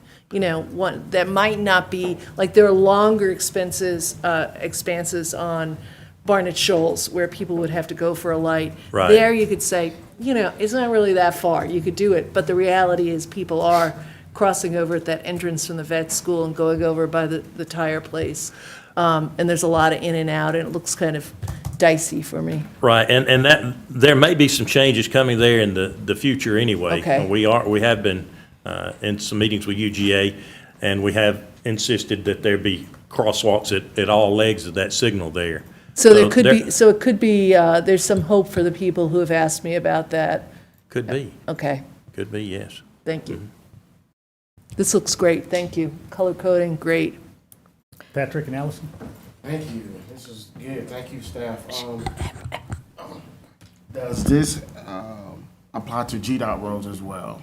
Are there different technical standards or requirements for GDOT roads? These will be for our local roads only. Okay. Yes, sir. And could there be a definition or technical standard definition for like every school have raised sidewalks? Because I'm thinking Oglethorpe Avenue and Barnett Shoals. I know Barnett Shoals Elementary, the speeds I think is 45. Oglethorpe, I'm not sure, it may be 40 or 35. But just for every school, if there's a crosswalk to a neighborhood or something, have those to be slightly raised. If they fit the criteria we've defined here, we'd feel comfortable with that. If not, we wouldn't. For instance, I don't know if there's any pedestrian traffic out at Athens Christian School on Highway 29. That's a state route. We couldn't do it there. And with the speeds, it certainly wouldn't qualify here either. So if you look for number 1, they're on the very low range, 30 miles per hour or less. And those would be those locations where that might be applicable. Okay. All right, thank you. Yes, sir. Thank you. I had that same GDOT question. Thanks for asking that. But raised crosswalks are not part of this. You're just talking about if there's a raised median Yes, of the geometric number treatments. 1, raised crosswalk. So the numbers Okay, so go back to the chart. I got so sidetracked with the color. I'm sorry, yeah, So- I'm sorry. Okay, so then the numbers are going in there as well. Okay, thank you. Yes. Math and numbers are not my thing. Color is my thing. But I did want to circle back around because I had a crosswalk request with Commissioner Edwards, fall 2021 on Lumpkin that fit the criteria, but it didn't come to fruition for various reasons.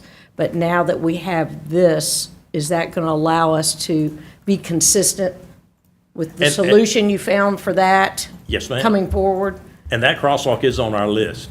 We have 4 pending, and that is one of those. This is good news. This South is of really good. Rutherford, correct? That's Yeah, the one you're mhm. referring to? Yeah. Yes, ma'am. We That's stood one out of the there- 4 on the list. We stood out there in the rain under the right. shelter of the business.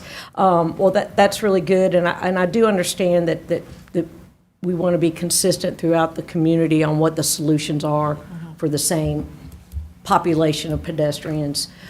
So I think that this is going to be helpful as well when people will call and say, I want this, and then we have the chart to say, it's a possibility, let's get it on the list for evaluation. So I appreciate that because it still has to have the volume of pedestrians Most likely, most likely. as well as the other stuff. Okay, I'll get back to those numbers. I got to put those down here too. Okay. Thank you. Thank you. Last question, Jesse. So thinking to our forthcoming agenda item, I guess in addition to the draft policy, could you also just share that list of crosswalks that you've got? for that? Yes. Sure. They are Lavender Road, Whit Davis Road, Cedar Shoals Drive, and South Lumpkin Street. Thanks. All over the place. Yeah. All right. Great work. I really Thank you. appreciate it. Thank you. Thank y'all. All right, and last item of the evening, friends, is an update on the operational analysis work plan strategy from internal auditor Gavin Hassemer.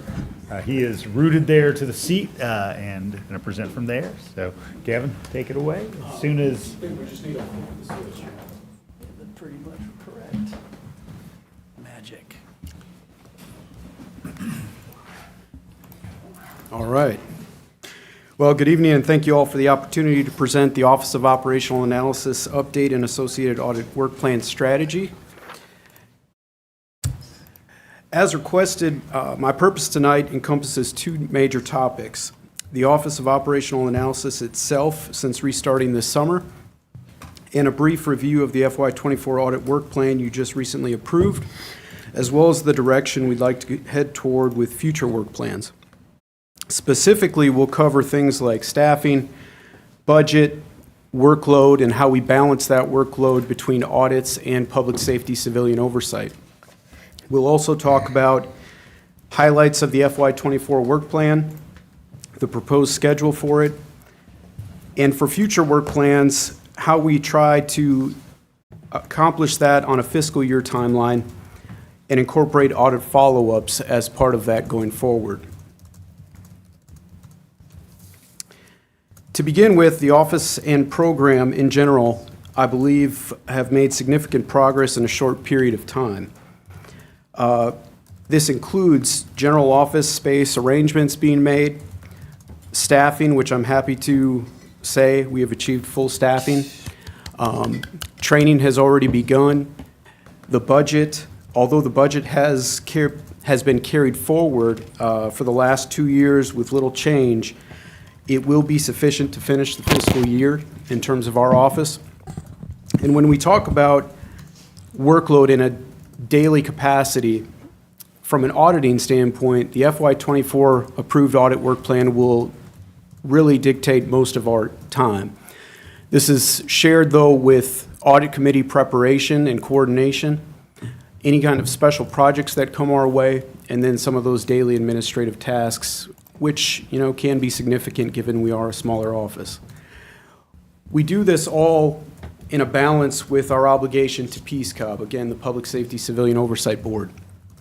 Staff is currently being cross-trained to balance both functions, and our budget more than likely will be sufficient from an operational analysis standpoint to cover both tasks and both responsibilities, but please keep in mind that Peace Cobb did not have a budget allocated to it for FY '24. That request will likely come forward, though, in FY '25 as we go forward. From a workload standpoint, we measure our time through meeting coordination with Peace Cobb and its members. Eventually, we are in the process of moving forward with complaint procedures. Peace Cobb itself is working on a community survey that they would like to deploy early in the new year, and we will assist them with that. They're also beginning an annual work plan for the next calendar year, and we assist them with any training initiatives that are required by ordinance. To quickly recap the work plan approved for the remainder of FY '24, we've committed to 4 audits, of which we've divided out on the timeline above. These 4 audits were determined by a number of factors, including risk assessment, scope of work, schedule, budget, and the degree of organizational impact and improvement.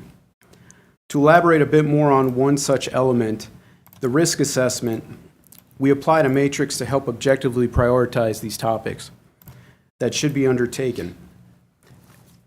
On the next slide, the matrix shows insight into how these initial topics were scored based on these criteria, which measures not only risk, but takes into account the community we serve and the strategic plans we have in place. Really briefly, the purpose of the scoring matrix is to provide some level of objectivity when selecting audits and prioritizing the list of audits that can be accomplished within a fiscal year. It's meant to provide some assurance that essentially we're not picking topics just because we choose to pick them based on what I prefer to do. They're measured, they're scored based on these criteria, and then presented to the audit committee for consideration and ultimately to you as a board for final approval. The diagram to the right is a standard workflow of our processes, which is important for 2 main reasons. It provides, first, transparency for all those involved, not only for our staff, but for those staff that are being audited, including the manager's office as well as any of the departments. It can also provide flexibility, though. It's broad enough to where it can be customized within the general phases of those workflow stages, as based on the individual audits that we perform. Regarding the overall success of each audit, it can be measured based on adherence to the schedule and the processes that we put forward, communication that clearly indicates achievable recommendations that can be confirmed with annual follow-ups. So essentially, this workflow is only successful when we hit those bullet points. As part of our new approach to auditing, we've split projects into 2 categories, one of which is called Major. This year, it is a comprehensive performance audit of employee recruitment, hiring, and orientation through our Human Resources Department. Essentially, it's an in-depth review of the stated objectives and scope that we've outlined in our work plan with a typical duration of about 6 months. Keep in mind that as work plans come out annually, it's not always going to be a major performance audit. We can also look at it from a financial or a compliance standpoint. So performance just happened to be the type of audit that this one fell within this year. I've outlined some of those major objectives that are specific to this major audit and also underlined some of the scope items that will be addressed in the report as we go along. Our newer audit option is termed periodic, as it is meant to serve as a repetitive check-in for all departments over time. As the name implies, it is to measure how the department is progressing in its mission, daily operations, and maintenance of internal controls. It's essentially, the main objective is analysis of established performance measures and sound financial management strategies in delivering exceptional service while ensuring compliance. It's our check-in. We have roughly 50 departments, offices, and courts, all of which should be subject to some sort of review over a period of time. And This is more of a quick review to check on their daily tasks and duties, make sure that they're following established protocol within the government, not only for their department, but for their profession, and that our standard policies are in place and being enacted in a genuine way. With these two types of audits in mind, we plan to base our future work plans on elements conducive to accomplishing a mix of audits and special projects. These will include how we solicit sources for audit topics, how we maintain a fiscal year schedule going forward, and also incorporate new aspects into each audit as we go along. It's also important to keep in mind some of the considerations. I just mentioned one of them, which is the sheer number of departments, offices, and courts that we have as a government, and to establish that regular rotation of review. FY24 will certainly provide a test for both the schedule and our approach. I'm not going to lie, we are certainly going to learn lessons as we go along, and we will adjust accordingly as we come back to you in the future. And of course, we have to balance this with our work with Peace Corps as well, and how that will impact staffing and daily operations. All this in mind, I think we're off to a great start. To recap my initial 90-day work plan that I presented to you upon my original appointment to the position, I'm glad to say we've accomplished all of these tasks and then some. So if you'll recall, I put out my first 30, 60, and 90-day proposals to you as a commission before I was hired, and I could safely say that we've checked the box on at least all of those going forward right now. So with all that in mind, continued progress within the Operational Analysis Office is contingent on our goals, both professionally and how we develop our audits. Confidence in what we do and recommend will be key to keeping in mind what's best for the government as well as the community as a whole. And of course, your support in our work is critical both in assignments but also in budgeting and staff. Thank you again for allowing me to share this evening, and I'll gladly take any questions you may have. Questions for Gavin? Very straightforward. Just one quick Patrick? question. So you've decided to be the liaison for Peace Corps, correct? We decided. Yes. Yeah, to- I'm sorry. Correct, by ordinance. Yeah, we decided. Yeah. We decided. We made that decision.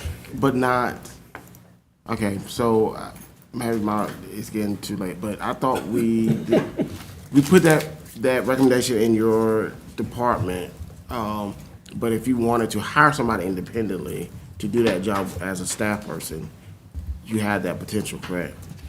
That possibility. Well, it was discussed at one point in time, Commissioner, I think in various versions at the GOC level as Okay. well as here at the commission level. Ultimately, though, the ordinance is very clear, at least for the time being, until you choose to change it, obviously, that the auditor will act in the capacity of the Peace Corps monitor. Okay. So, And just to follow up, Commissioner Davenport, if it gets to the point where there's so much work coming from Peace Corps, then Gavin will make a determination whether or not we need to hire another person to help him with the task.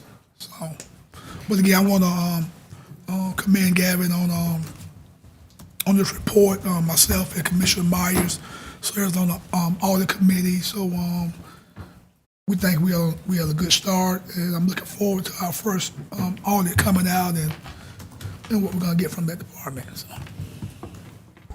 Yeah, I just want to add, as a member of that audit committee, that I think the new configuration of the audit committee with 2 commissioners and 3 people from the public with some expertise is really working well. Would you agree with me, Commissioner Fisher? I agree, yes, Yeah. yes. It just has a little bit of, it's not all a group of elected officials. It's some people who are looking a little bit more independently and objectively sometimes, or without the political perspectives that some of us may have at times. Let's put it that way. And we will not be meeting in December. We decided as an audit committee to wait in January to have a meeting with the holidays and stuff, so we won't be meeting in December. Jesse?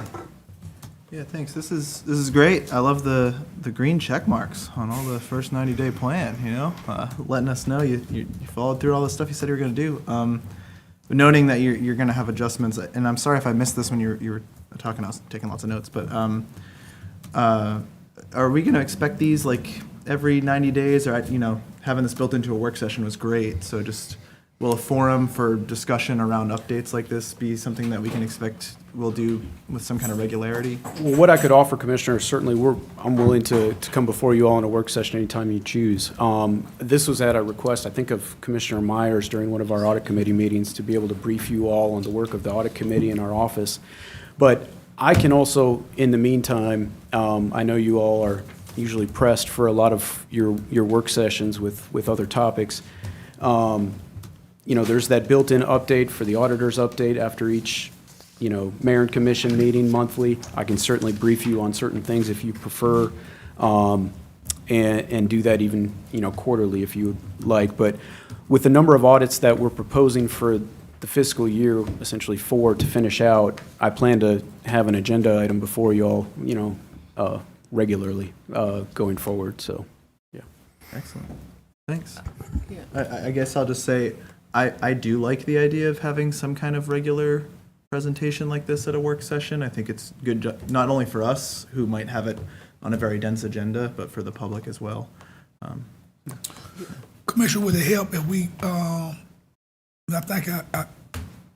think he kind of asked the question that we do periodic updates. So that's what he's going to do with the audit committee, give us periodic updates, and maybe between myself and Commissioner Myers, we can make those updates, or with Gavin, we can make those updates for you all. Commissioner, you were thinking when an audit is complete, was that Or when you before were the thinking audit, a work yeah. session would be a good opportunity? I guess I'll defer to whatever the members of the audit committee and the auditor themselves think is, most appropriate. But just, I think sometimes we're so living in the world of all of our different committee meetings and everything. But I think there's a lot of folks in the public who kind of their point of check-in is just the few regular commission meetings we have. And so having some kind of check-in like this in a work session, I think is like really great for just transparency with the public, even if it is a very straightforward presentation like this.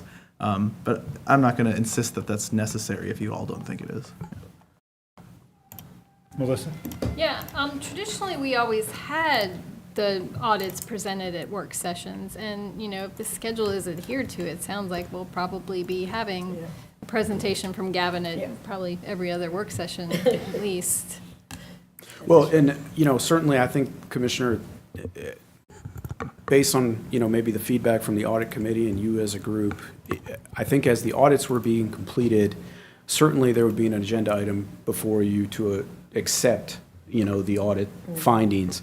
I don't know if I necessarily plan to come each time with a work session presentation, but I can certainly consider that if that's something that you all feel is necessary. I mean, it might not be necessary for some of those shorter ones. I mean, a agenda item with a report in it, embedded in it, but, the bigger ones, we've traditionally always had those. If I may clarify what I'm getting at here, hopefully we're going to get all these audit reports, and that's great, and those will be their own agenda item, and I don't think we necessarily need a work session for all those, but this is kind of this comprehensive analysis of what the office is doing, and this is the first time this office has been filled in a couple of years, and it's, you have a whole new kind of way of doing this. It's kind of a comprehensive helicopter view here, and I guess that's what I'm saying. Seems to me like it might make sense, but maybe it's just that we do a better job of making sure the public knows to watch the audit committee meetings where that's discussed, so.